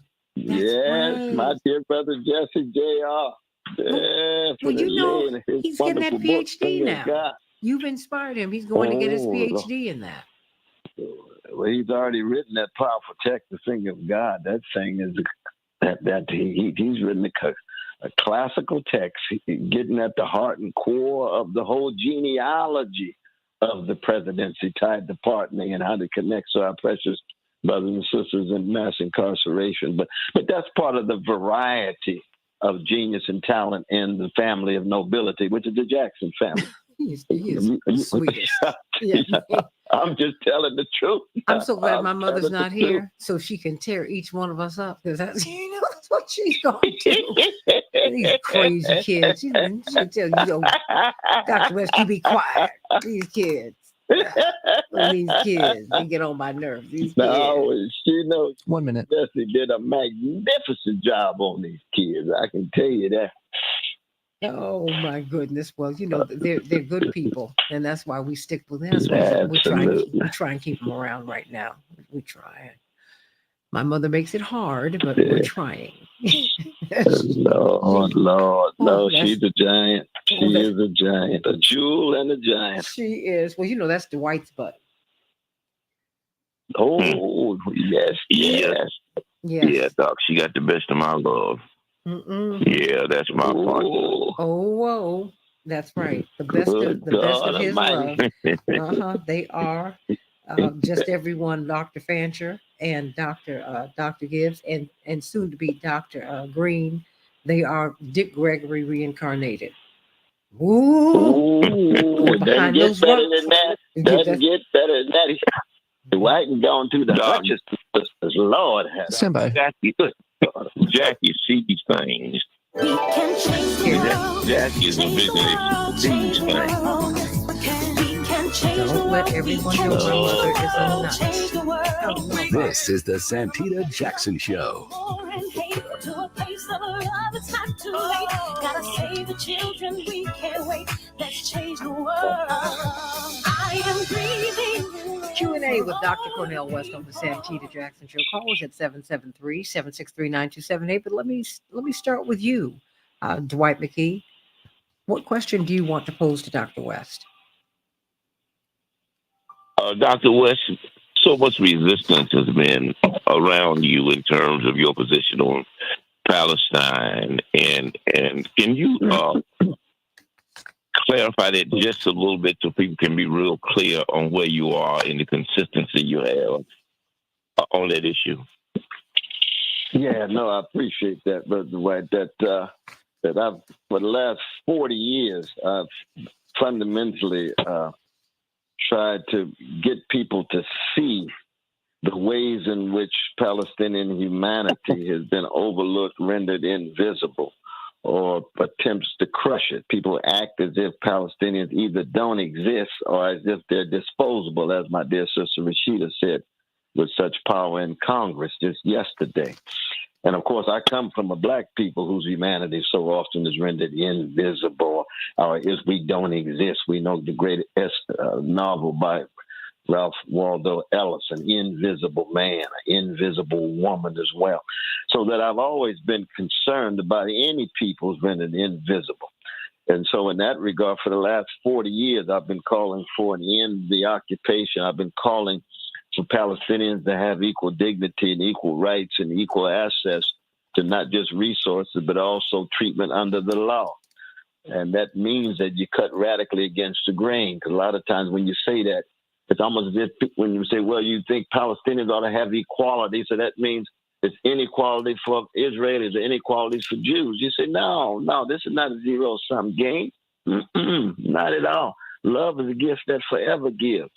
And that when I'm loving Palestinians, I can love Jews just intensely. When I'm loving Jews, I can love Palestinians just as intensely. But I want to make sure that there's no domination. I want to make sure there's no siege. I want to make sure that there's no occupation.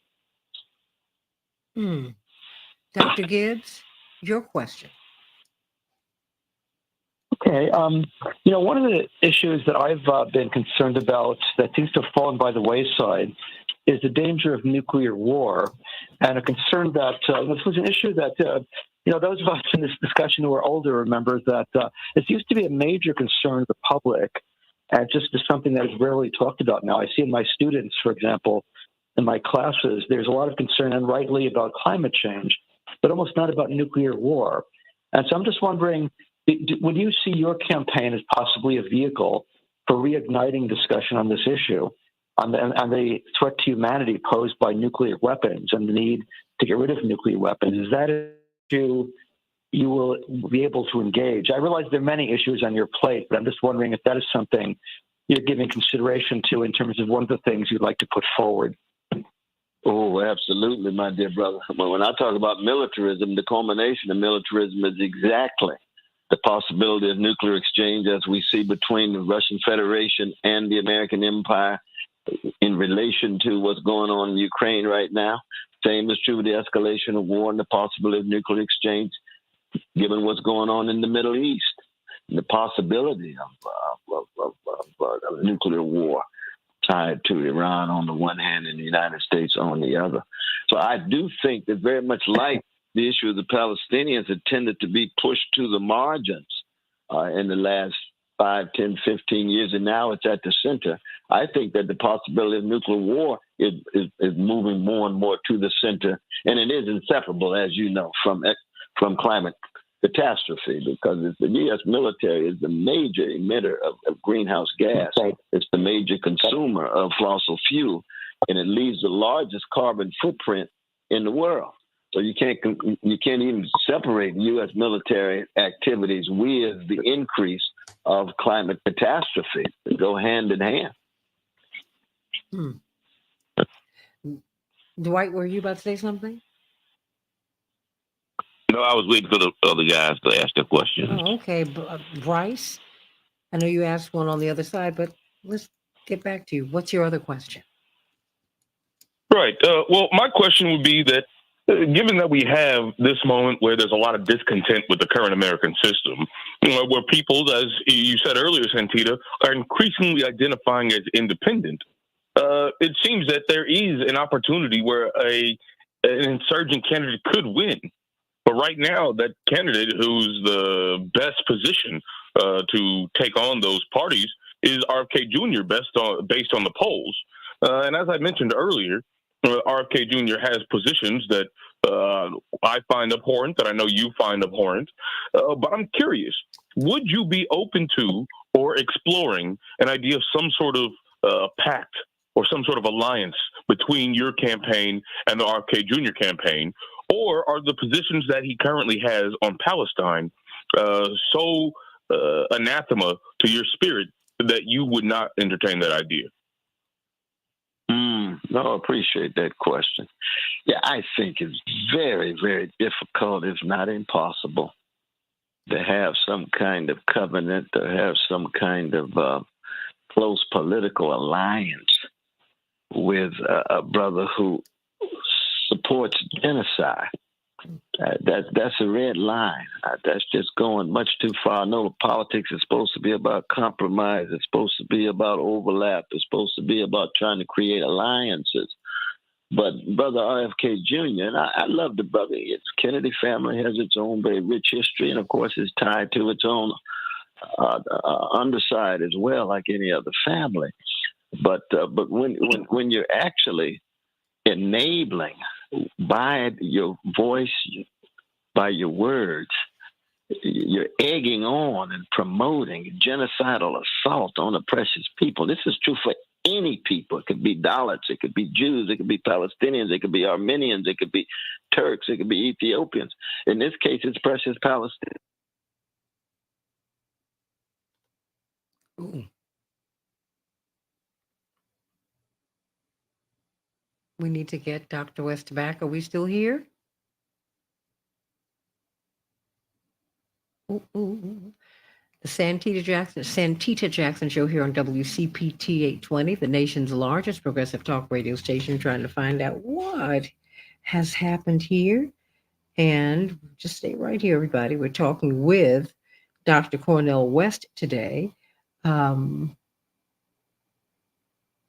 about his stance on the issues. Particularly, many people feel that he's taken a controversial stance on the matter of the Palestinians, but more and more people around the world and in the United States are seeing the linkage between Israeli security and Palestinian justice. Remember, more than 40 years ago, you couldn't even mention the Palestinian, the noun Palestinian, the word Palestinian when you were having policy discussions in the Democratic Party.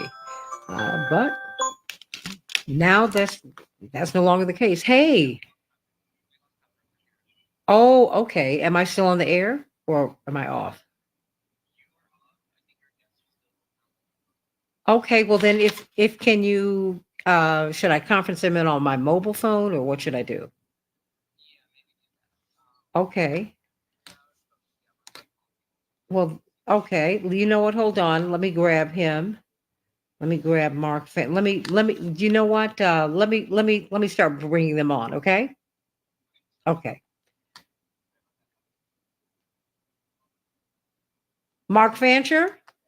Yeah. I'm going to put you on the speaker here, and I'm going to get Dr. West back on because they lost power at the station.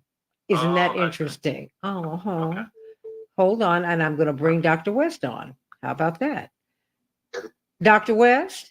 Yeah, just take it No, they lost power at the station, but we're still here, so I'm bringing you up right here on StreamYard and Facebook. How about that?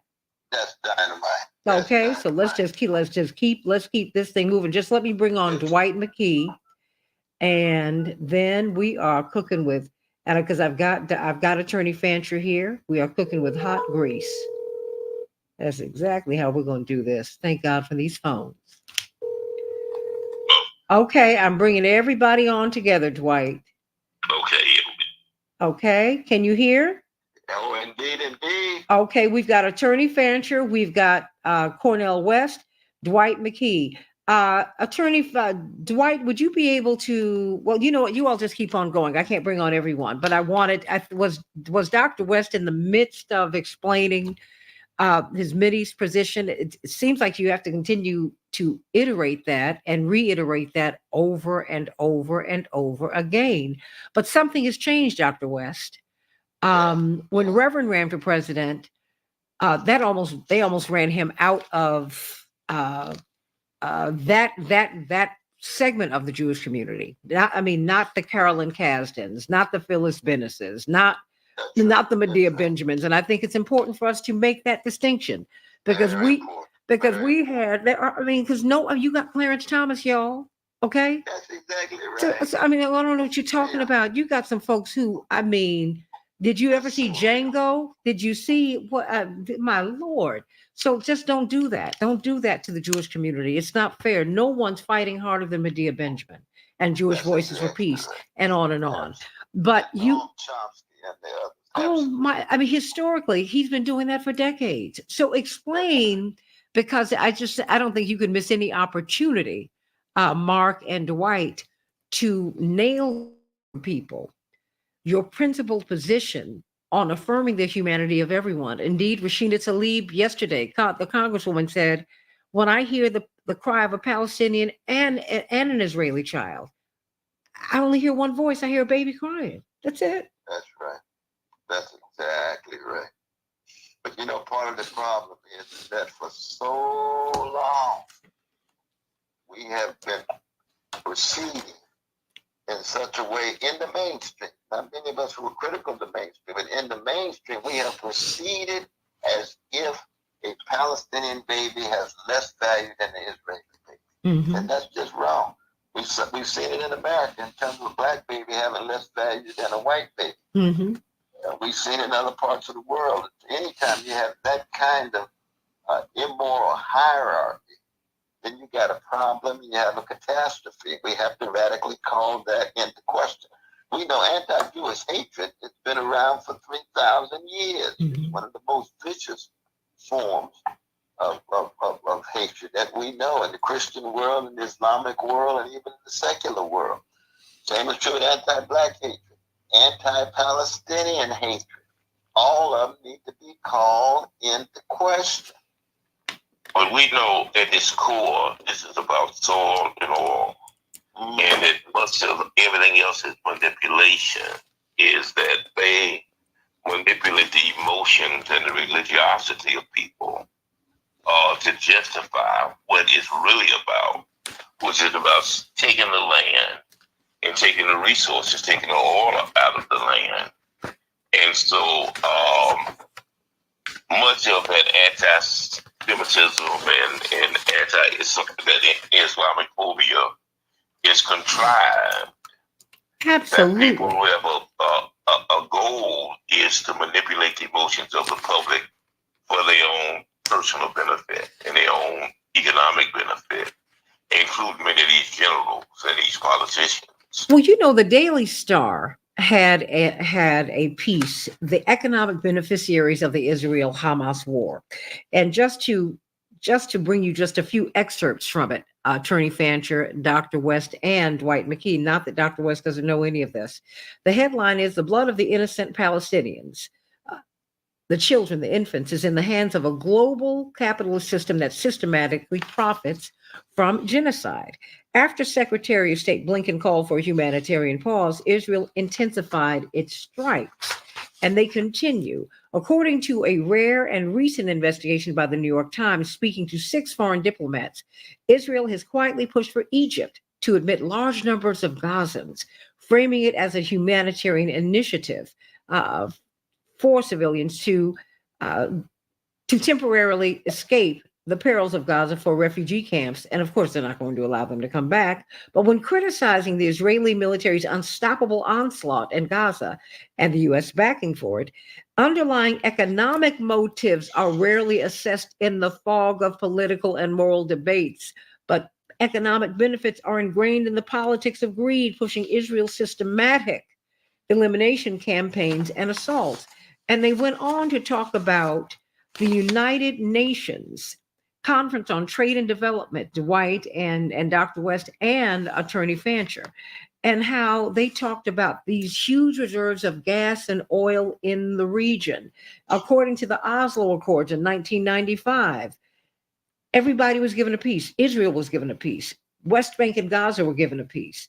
And they signed a deal with the British Gas Group for them to have a piece. Of course, this is a British imperial project. That is what Israel is. Well, guess what? The British contractor withdrew, and guess who took over? The Israelis took over. And more than $500 billion has been on the table. And guess who got cut out of $47 billion? The Gazans. You know, the framing of this purely as a religious conflict, thank you, Dwight, is a lie, Dr. West. This is money. These people are leveling these folks' homes. They want to move them into the desert, and they don't want them to ever come back. Well, the thing is that the relation between organized greed and organized hatred is crucial here, because of Brother Dwight was saying that look at this question of land, this question of oil, this question of resources, and then it gets contrived in terms of manipulating emotions so that the hatred is inseparable from the greed. There's no doubt about that. If all the Middle East had was artichokes rather than oil, then hey, we got a whole different world, different discourse, different practices, and everything. Did you say artichokes? Just make all the oil artichokes and see what the United States relation to Saudi Arabia, Iran, Iraq, Israel, Syria, all of them. Oh my gosh! That's where the capitalist mode of production kicks in. That's where the greed is.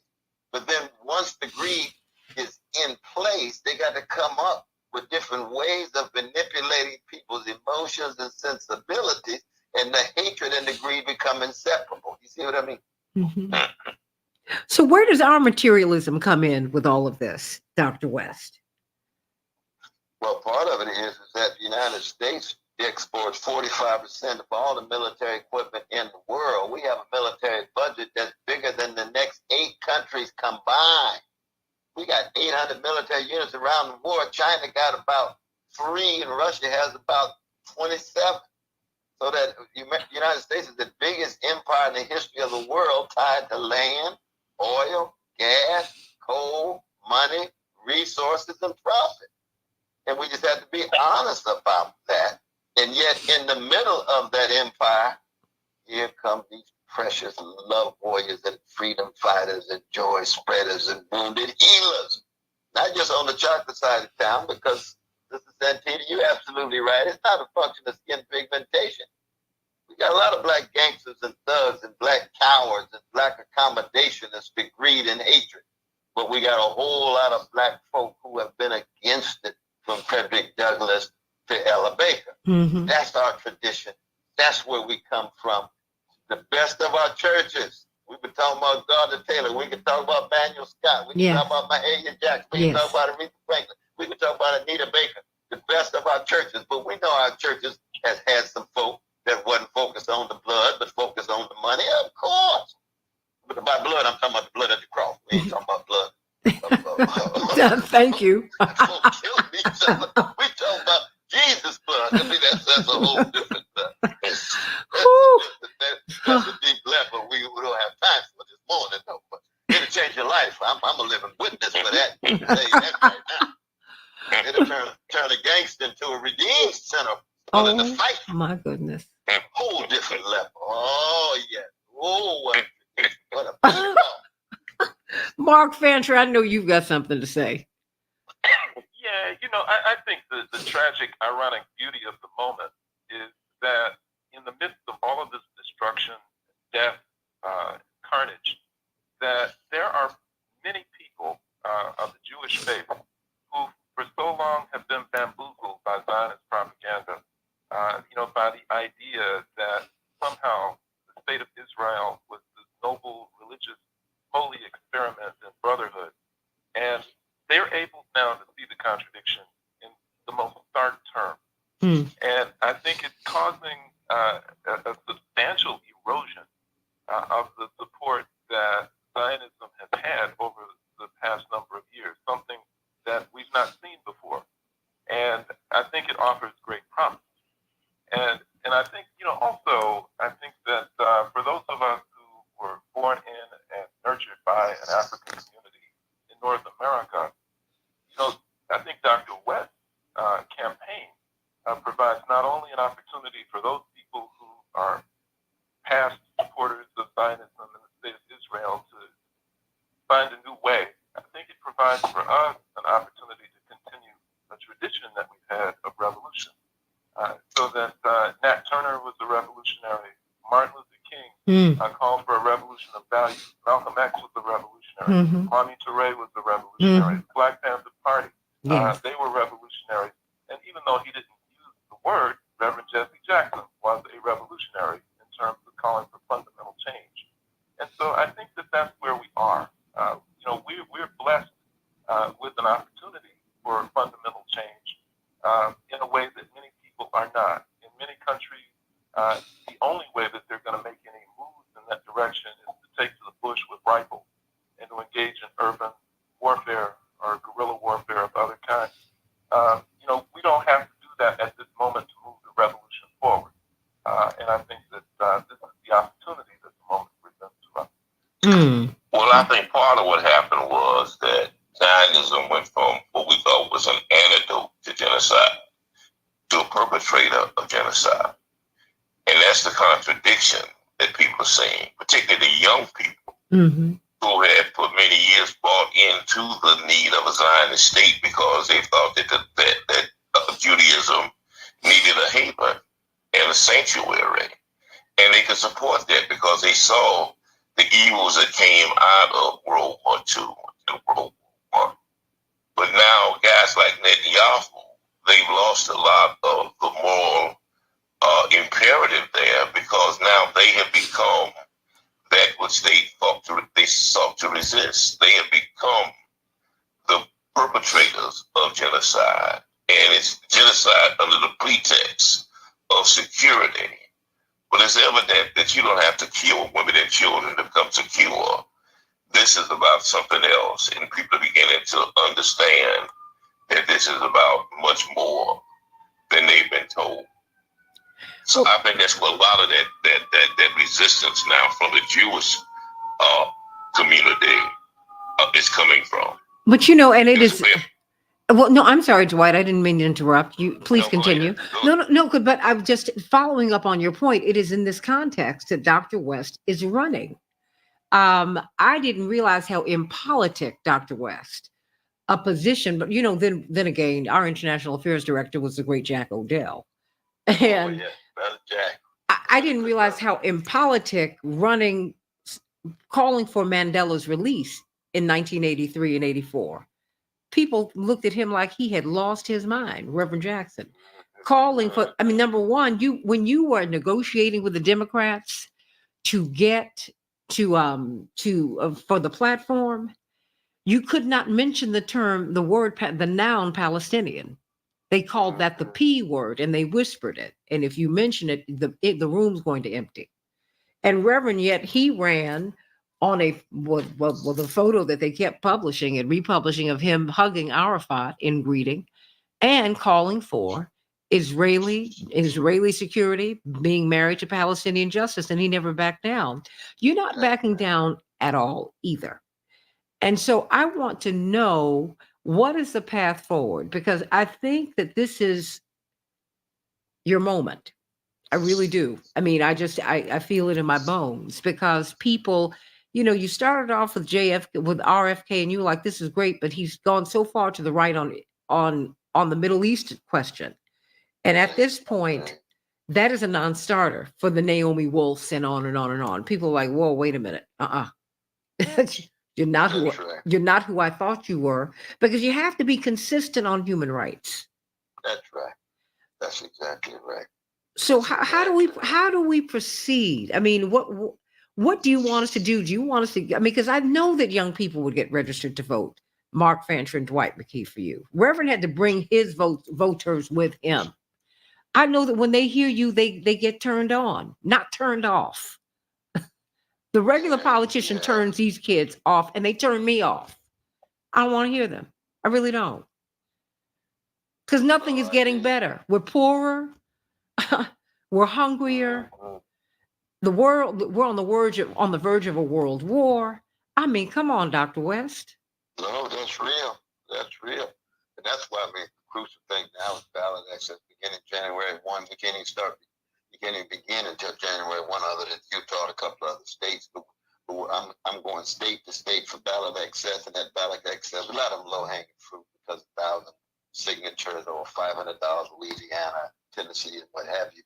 But as a matter of fact, getting on that ballot, making sure that I'm highly visible, have a presence, I'm beginning to have the different rallies, beginning to have a focus on the campaign. Because, see, I'm a jazz man. I believe in timing. I don't want to peak now.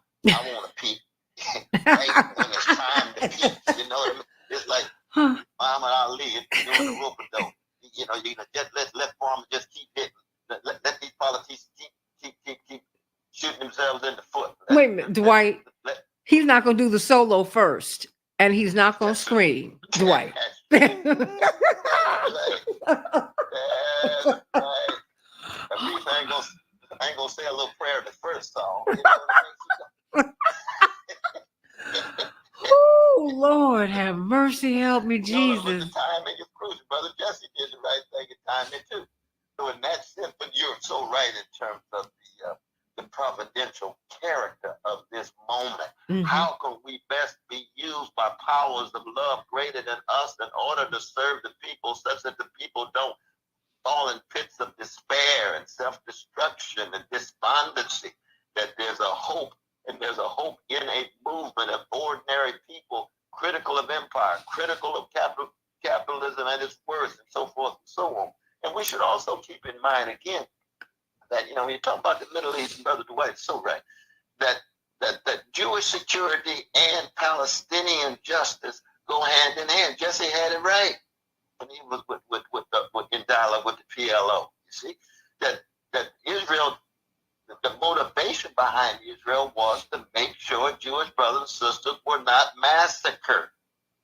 But the illusion of Israel was they thought that Jewish security could be predicated on the occupation of other people. That's not a law of life or history. You'll never have security and safety if it's predicated on occupation and domination and now genocidal attack. You can't do it. So how do you wed the two? And how do you wed the two? Well, we come from a tradition that's been wedding and weaving for a long, long time. Let me speak to this. This is Tracy, bless your heart. You said that Cornel West is represented by Republicans, no labels. Let me tell you something. Americans are more of a mix politically than we know. That's why I have been telling you that the Gallup organization in 2022 found that the dominant force, what could be the dominant force in American politics, and what quietly is, they just don't know it yet, are independents. Independents number individually Republicans and Democrats. I just want you to know that in 1988, there were young Black Republicans for Jesse Jackson, and they were headed by Armstrong Williams. Reverend Jackson was their portal to political power. But because he came out of a Black tradition, he resonated with them. He made sense to them. This is a man of God. And people who are religious tend to be socially conservative, although his conservatism, I'm saying this about you, Dr. West, That he does not, he's not going to impose what he will do for him, what he will do on you. His personal politics are not going to be public policy beyond love. That's right. So don't misrepresent him and give, if Republicans like him, that's all to the good. I'm happy about it. Then somebody's making some sense. And if a Democrat likes them, it's all to the good because a lot of Democrats are Republicans in sheep's clothing. So let's stop that. I don't want to hear that. Because there is no such thing as a Democrat or a Republican. There is someone who's an imperialist and there's someone who's not an imperialist. That's it. That's real. And I think the bottom line is that if you're unbought and unbossed, use the language of the great Shirley Chisholm, and you say what's on your mind as a free person, yes, then whoever responds, that's on them. That's on them. That's right. The sister's point is only a strong point if no labels was given to me millions of dollars and I wouldn't say a mumbling word about Gaza because their money wouldn't allow me. At that point, I'm bought. I'm bought. At that point, I'm being bossed, but I'm unbought and I'm unbossed, which means that I'm going to say whatever I'm going to say, whether I'm broke of the Ten Commandments financially, have no funding at all, or whether I have some funding, but I'm saying the same thing. But if they are responding in that way, that's a beautiful thing. But the important thing is the freedom, and the important thing is putting the people at the center of it. You want to hear something? You want to hear something funny? And Dwight will remember this. I think there was some furniture store that you all were protesting Dwight more than 50 years ago, and they called my father, as in Dwight has been with my parents since he was about 14 or 15. And Attorney Fancher, they called Dad in, want to resolve this. And, and by the way, I understand you have a young wife and children, and we'd like to give you a bed. He said, as long as I can get up out of this bed and protest you, I don't have a problem with that. Dwight might have been there. He said, because just know that if you give me these beds, that's what I'm going to do. That's a great example. So I just want to, that's my gift to you, because Reverend Jackson got a lot of gems and Dwight's got them because they were together. And I think Dwight fed him. But, we'll tell you about what happened with Time and Newsweek when he drank out of the finger bowl. We'll do that another time. When he squirted the lemon, I think, did you put sugar in that bowl, Dwight? No, this is a true story. Okay, this is a true story, Dr. West. This is a true story. My mother was mortified. She said, my husband and Dwight, this little baby brother of mine, are so country. I can't. But you know what? Now, Karen is a full-on Biden supporter. I'm just going to keep you for a few minutes, but I want you to speak to these people. She wants to know, what is your platform? She said she wants specifics.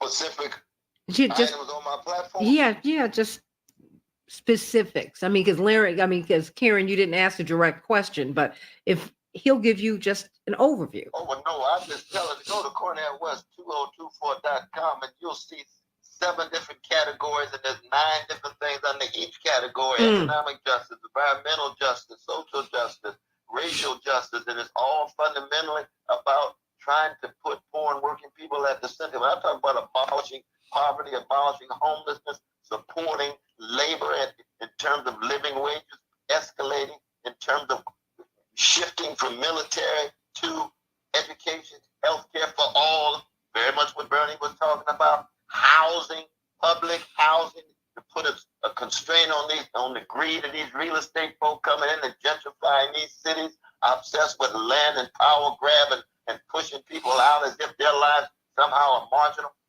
You go to that website, see that whole program and platform laid out, my dear sister. You'll see a qualitative difference between me and Brother Biden. I can tell you that. Absolutely. What do you say to people who say that you need to leave religion out of politics? And I want to hear it from you, but I also want to hear it from Dwight and Mark Fancher. That is what Tracy is saying. Please leave religion out of politics. Well, the thing is that we associate religion with imposition and authoritarian manipulation of people. I agree with that. There ought to be a separation of church and state and mosque and state. and synagogue and state. People ought to be able to enter public space as citizens, not just as Christians or as Muslims, as Buddhists and so forth. But when it comes to the full experience of people, when it comes to citizens entering public space, but some of those citizens are religious and some are not, we have to be able to be honest with each other and give a sense of where we are coming from. There's no way I can leave Jesus out of Brother West, because Jesus constitutes part and parcel of who I am. But I can treat other people, a variety of different religious traditions, and my precious atheists and agnostics, who I might theologically disagree with, but still revel in their humanity. I can treat them with dignity. And as long as we're treating each other with dignity and respect, we're not leaving religion out. We're just reaching the conclusion that we're going to treat each other with dignity and respect, regardless of what religion we have or don't have. Mark, what do you think about when people say leave religion out of this? Although that's what they praise in Biden, right? Well, I think that people come from a position of ignorance about the context for this. Historically, Europe, unlike much of the rest of the world, has been intolerant. They've been intolerant of Catholics. They've been intolerant of Jews. They've been intolerant of people who are LGBTQ. They have been intolerant of just about people who they believe to be witches. I mean, they're intolerant of just about everything. Conformity has been a cultural attribute of Europe historically. And so as part of that, the church conformed with the powers that the material powers of Europe historically. And it became the instrument of oppression of white workers. The state and the church were basically the same in many cases in imposing oppression and exploitation on workers in Europe. So that when people came to the United States from Europe, one of the first things that they wanted to do was to ensure that that didn't happen here by saying that we need to separate church and state, which was a fundamentally good idea, except that I think that ultimately what happened is there was a compartmentalization of the affairs of state and religion, so that religion was something that was reserved for Sunday morning. And in all other aspects of life, you had to leave God out of everything that you were doing. That's been something that's just been part of the culture and the history of North America. But if you go to any other part of the world, particularly in Africa, there is no division. The relationship that the people have with God, with spirituality, is integrated into every aspect of their lives. And it has driven, in many ways, the approach that African people in particular have had towards quote-unquote politics, that we have not made decisions that are calculated and based on trying to influence things based on what we see as material reality. We're driven by the Spirit. So that if Dr. King had made his calculations based only on material realities, when he led people into confrontations with armed soldiers and police and all of that kind of thing, they would have said, let's stop this because we can't win. But they went forward based on faith. When Nat Turner launched his insurrection, it was based on faith.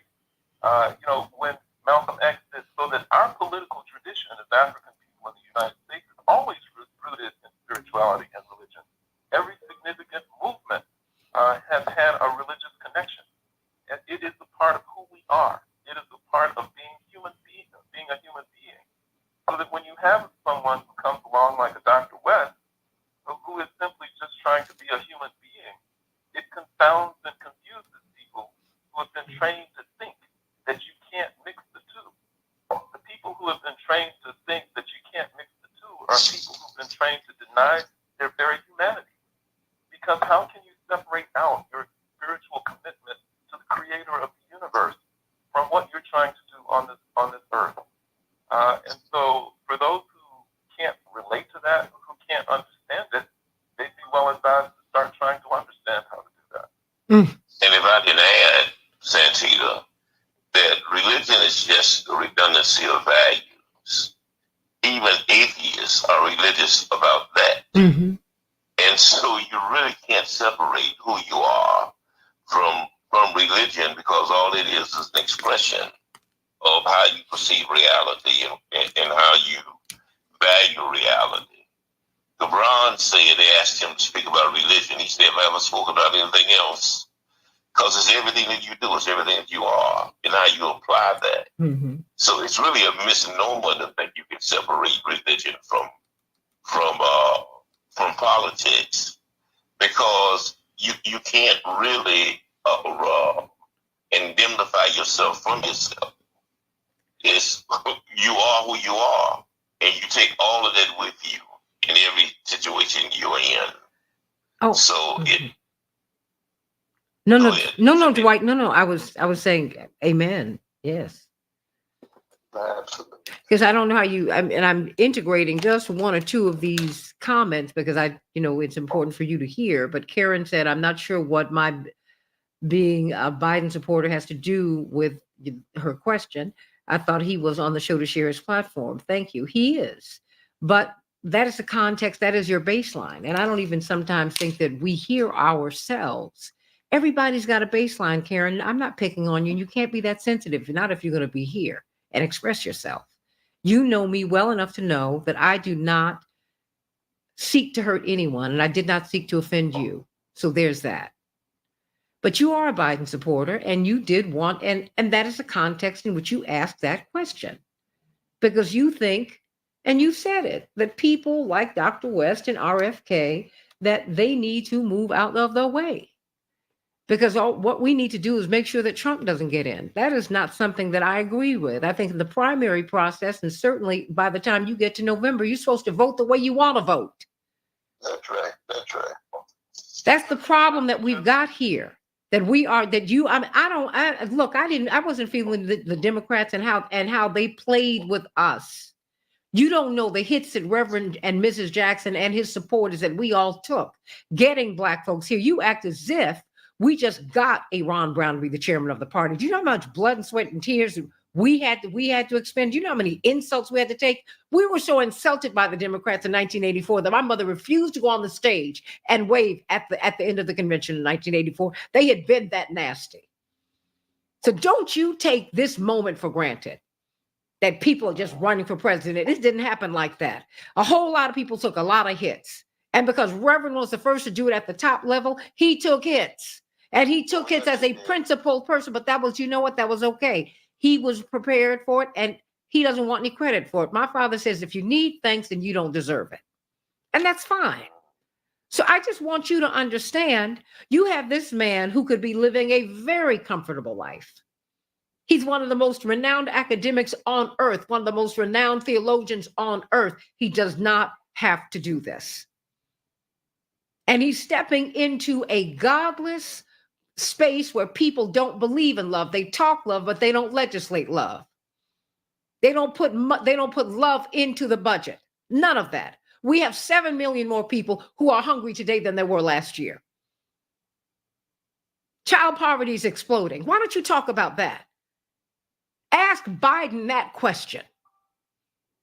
And yes, ask him about busing. Yes, that was more than 40 years ago, but you need to have him come on the record and say, I support the desegregation of America's schools. I support the equal funding for all children in American school system. You need to make him answer that question. This man has stood for that. And that is the end of that. Everybody's got a baseline. And that is the context in which you ask that question, and that is fine with me. And he is here to share that platform. And I'm not speaking for him right now. I'm speaking for me. That's power. You're speaking some deep truths, my dear sister. I can tell you that. I think people do tend to overlook both the hits that people take and the ways in which they absorb them and keep moving on anyway, to allow a lot of other people to engage in talk that they are able to do because somebody else took the hits early. And they need to be reminded of that. That's not putting anybody down. No. People will disagree, but people need to be reminded. Me and Dwight were talking about that the other night, right, Brother Dwight? That's right.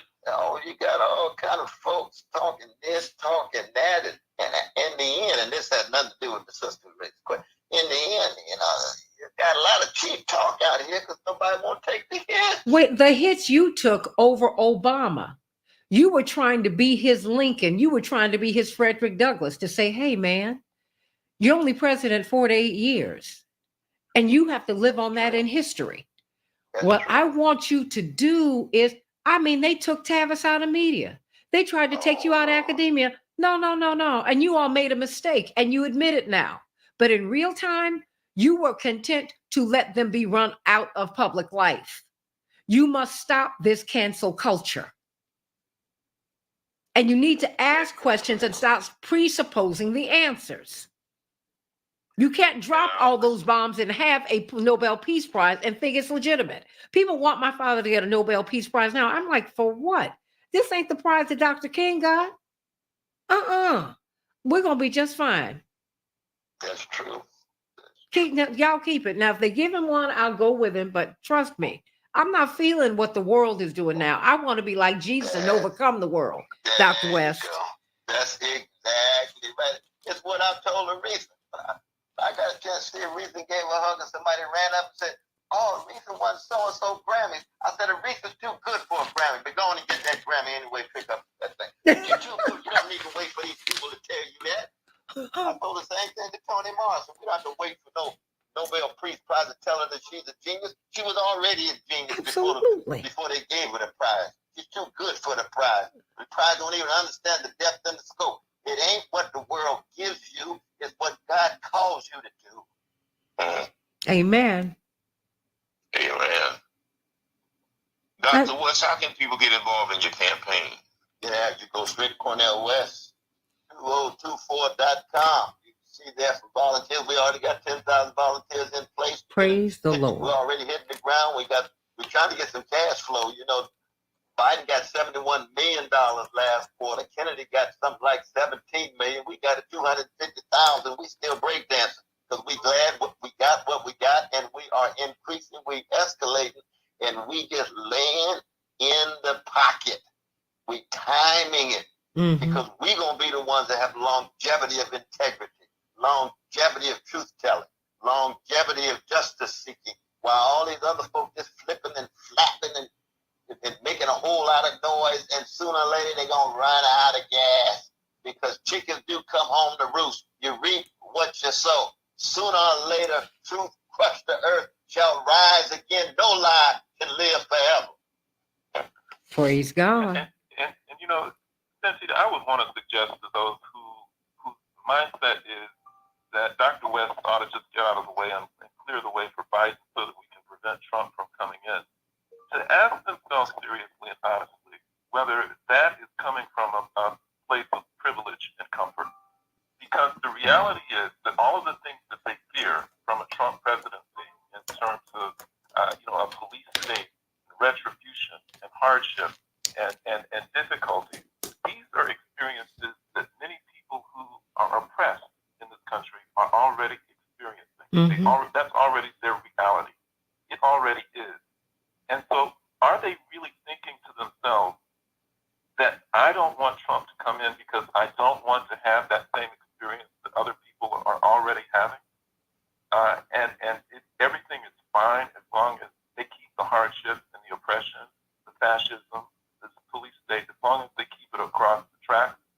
You know, we just have to preserve the status quo so that I continue to enjoy my comfort. Is that what they're thinking? And would they rather be on the side of right and justice, where we begin to break this duopoly and creating a situation where everybody is free of those types of oppressive conditions and everybody has that level of comfort? You know, and I think that that's really the question that many people have to answer. And unfortunately, I think too many are just trying to preserve their own comfort, and that's what they fear more so than any possibilities of further problems for the society as a whole. I agree. Well, you know, Chris Christopherson wrote it in Me and Bobby McGee. Freedom's just another word for nothing left to lose. When you hear these people making these pronouncements, you have something to lose. But you know what? The mother who has to choose between driving her child to school today and going to work, she ain't got nothing to lose. The woman who rang me out at the cash register at the grocery store a few months ago, who said, "Yeah, my wages have my check isn't bigger, but it sure does cost more." I said, "Do you shop here?" She said, "No, I can't." She can't shop in the grocery store where she works, and she's got a teenage son, and she's got to figure out, am I going to eat today? Because my son's got to eat. Are you serious? And you don't want to call the people who are controlling your resources. You don't want to hold them accountable. And then you want to beat up someone, or you want to question the integrity of someone who's saying, hey, I don't want us to do better. I want us to do right by you. They said they were going to print up $100 billion more for Ukraine and Israel. They were going to throw Yemen into it. Are you for real? That's the truth. That's the truth.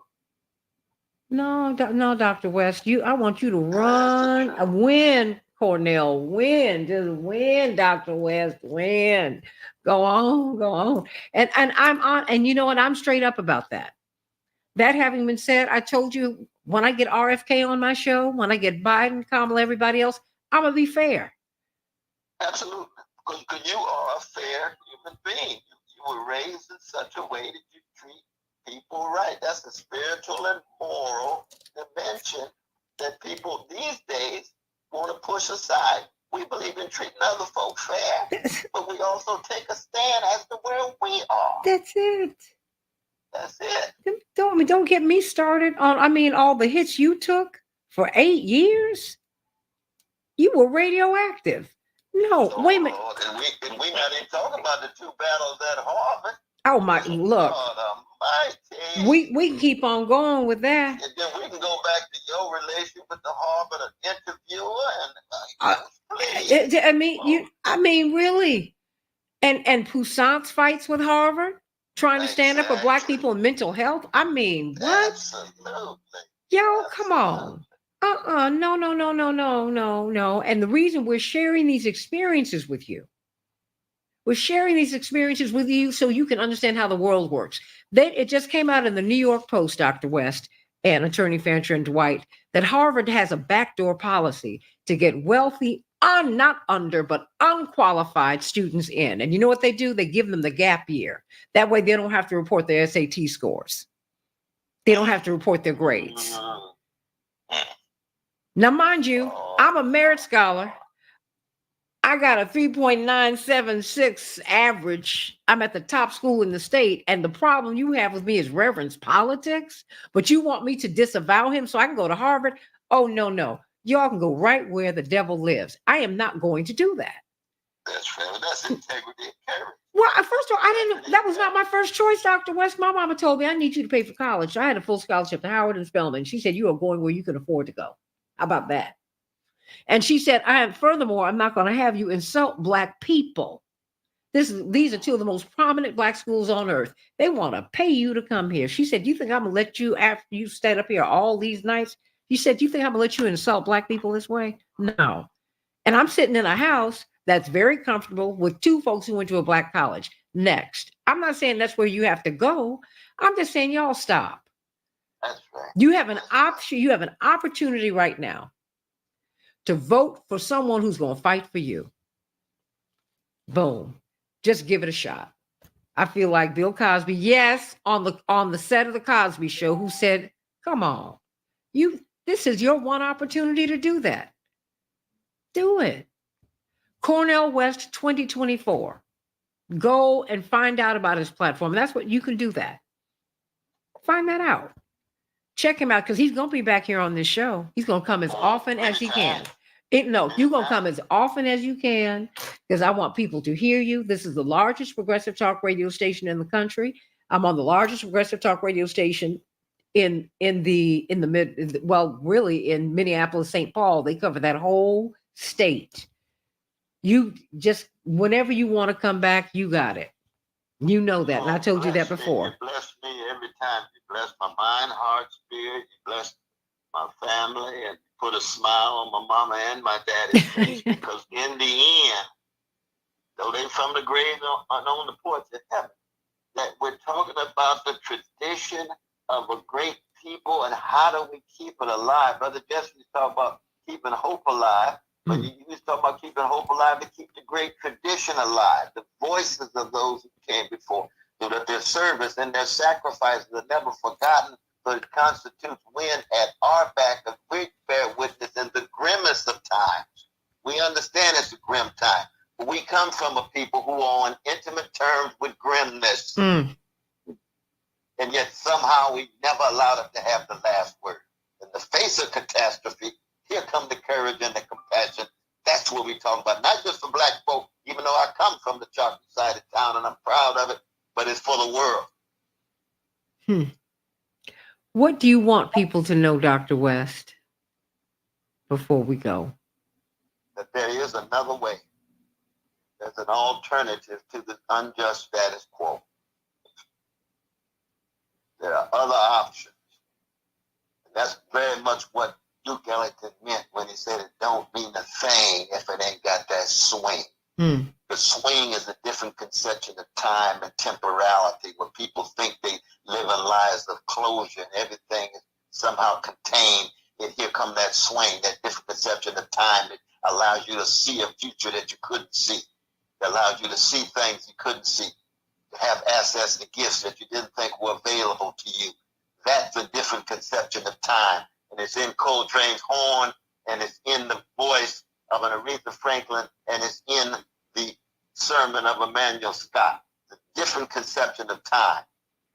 You thought these people somehow were completely written off, and here they keep coming. They keep coming with all of this love and courage and vision. It's not just black folk. We see it in Gaza. We saw it with the Jews in Warsaw in 1943 in the ghetto against the Nazis. But in America, it's been disproportionately something that comes from the chocolate side of town. Why do you think that is? That's a good question. That's a profound question.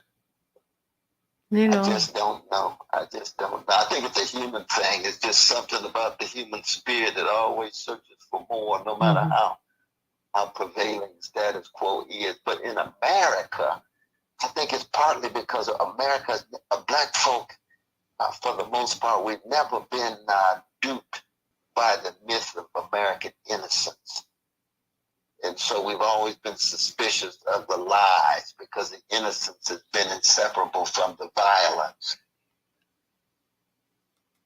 Amen. And it has been violent here. But you know, and somehow or another, in the midst of all of that, we have sought justice and not revenge. That's the love rather than the hatred. You're absolutely right. You are absolutely right. And let me say this before I give you the final word, Karen Lene. I don't mean to offend. You know I'm spirited, and that's that. And if you're going to be, I don't want you to be thin-skinned here. You can't do that. Not with the things that you put out here. You can't have it both ways. Now, either you're going to be in this conversation or you're not going to be in it. And I hope you will stay in it. I hope that you will, because we need your voice. We need your perspective. Be all in on Biden. I don't care about that. I respect it. And get people to vote. I respect that. That's right. I respect that and I appreciate that. I want you to be engaged in the process. Too few of us are. That's right. And I'm glad that even though you hear things on this show that make you cringe, you stay. And that's the end of that. You are my sister. I'm not going to go through all this with you. You know you have a home here. You know you're welcome here. You know you are beloved and respected here.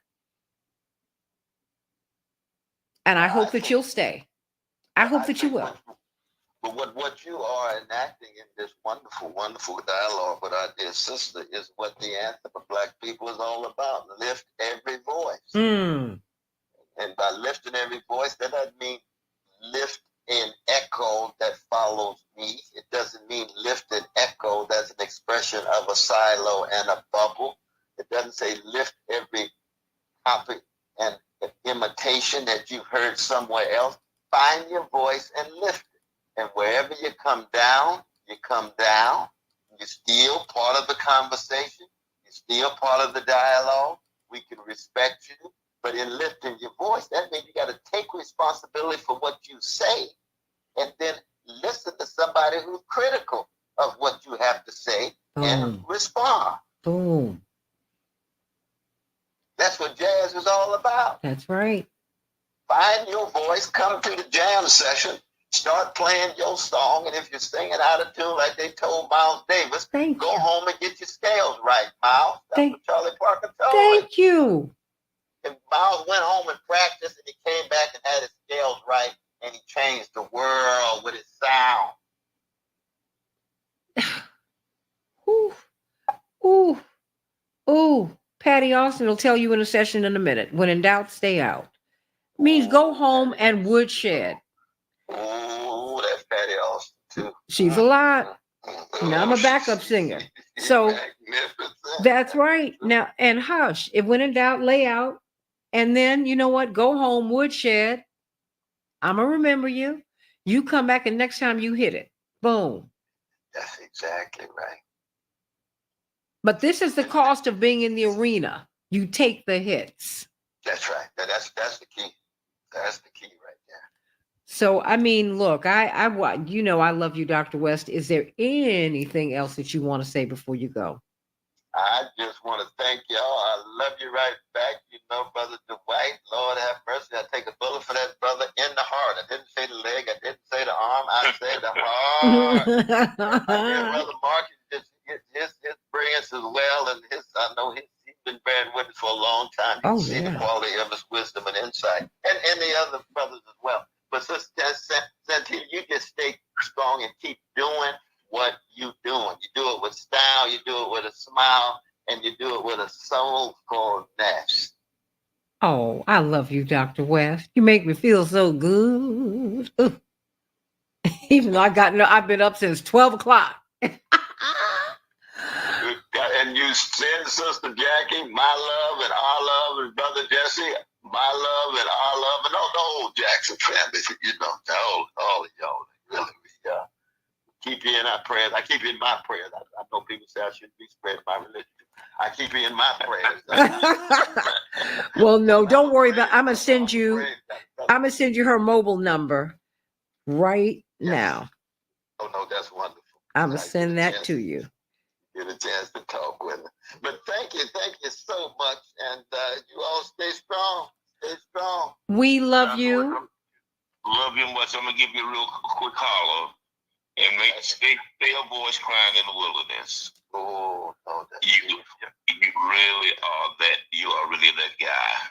That's right. Right now. Right now. And I'm gonna be praying for you, Dr. West. Support you any way I can, and I'll pray for Dwight too. But you have to know that he and I are competing for president of your fan club. I can pray for him only so much. Oh my gosh.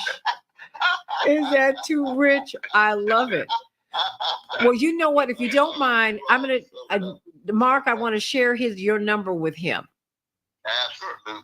I love to talk to Mark. I learned so much from Brother Mark, though. Because Mark is in Detroit, and I think he's got tremendous resources. And I want you just to have as many people as you can have. God Almighty. But all right, you all. All right. Stay strong. And Mark, I'll take any prayer from you I can get. You got it. Hallelujah. Hallelujah. Hallelujah. Yes. Hallelujah. Hallelujah. Hallelujah. Hallelujah. Hallelujah. Yes. Yes. I love y'all. All right. Bye-bye.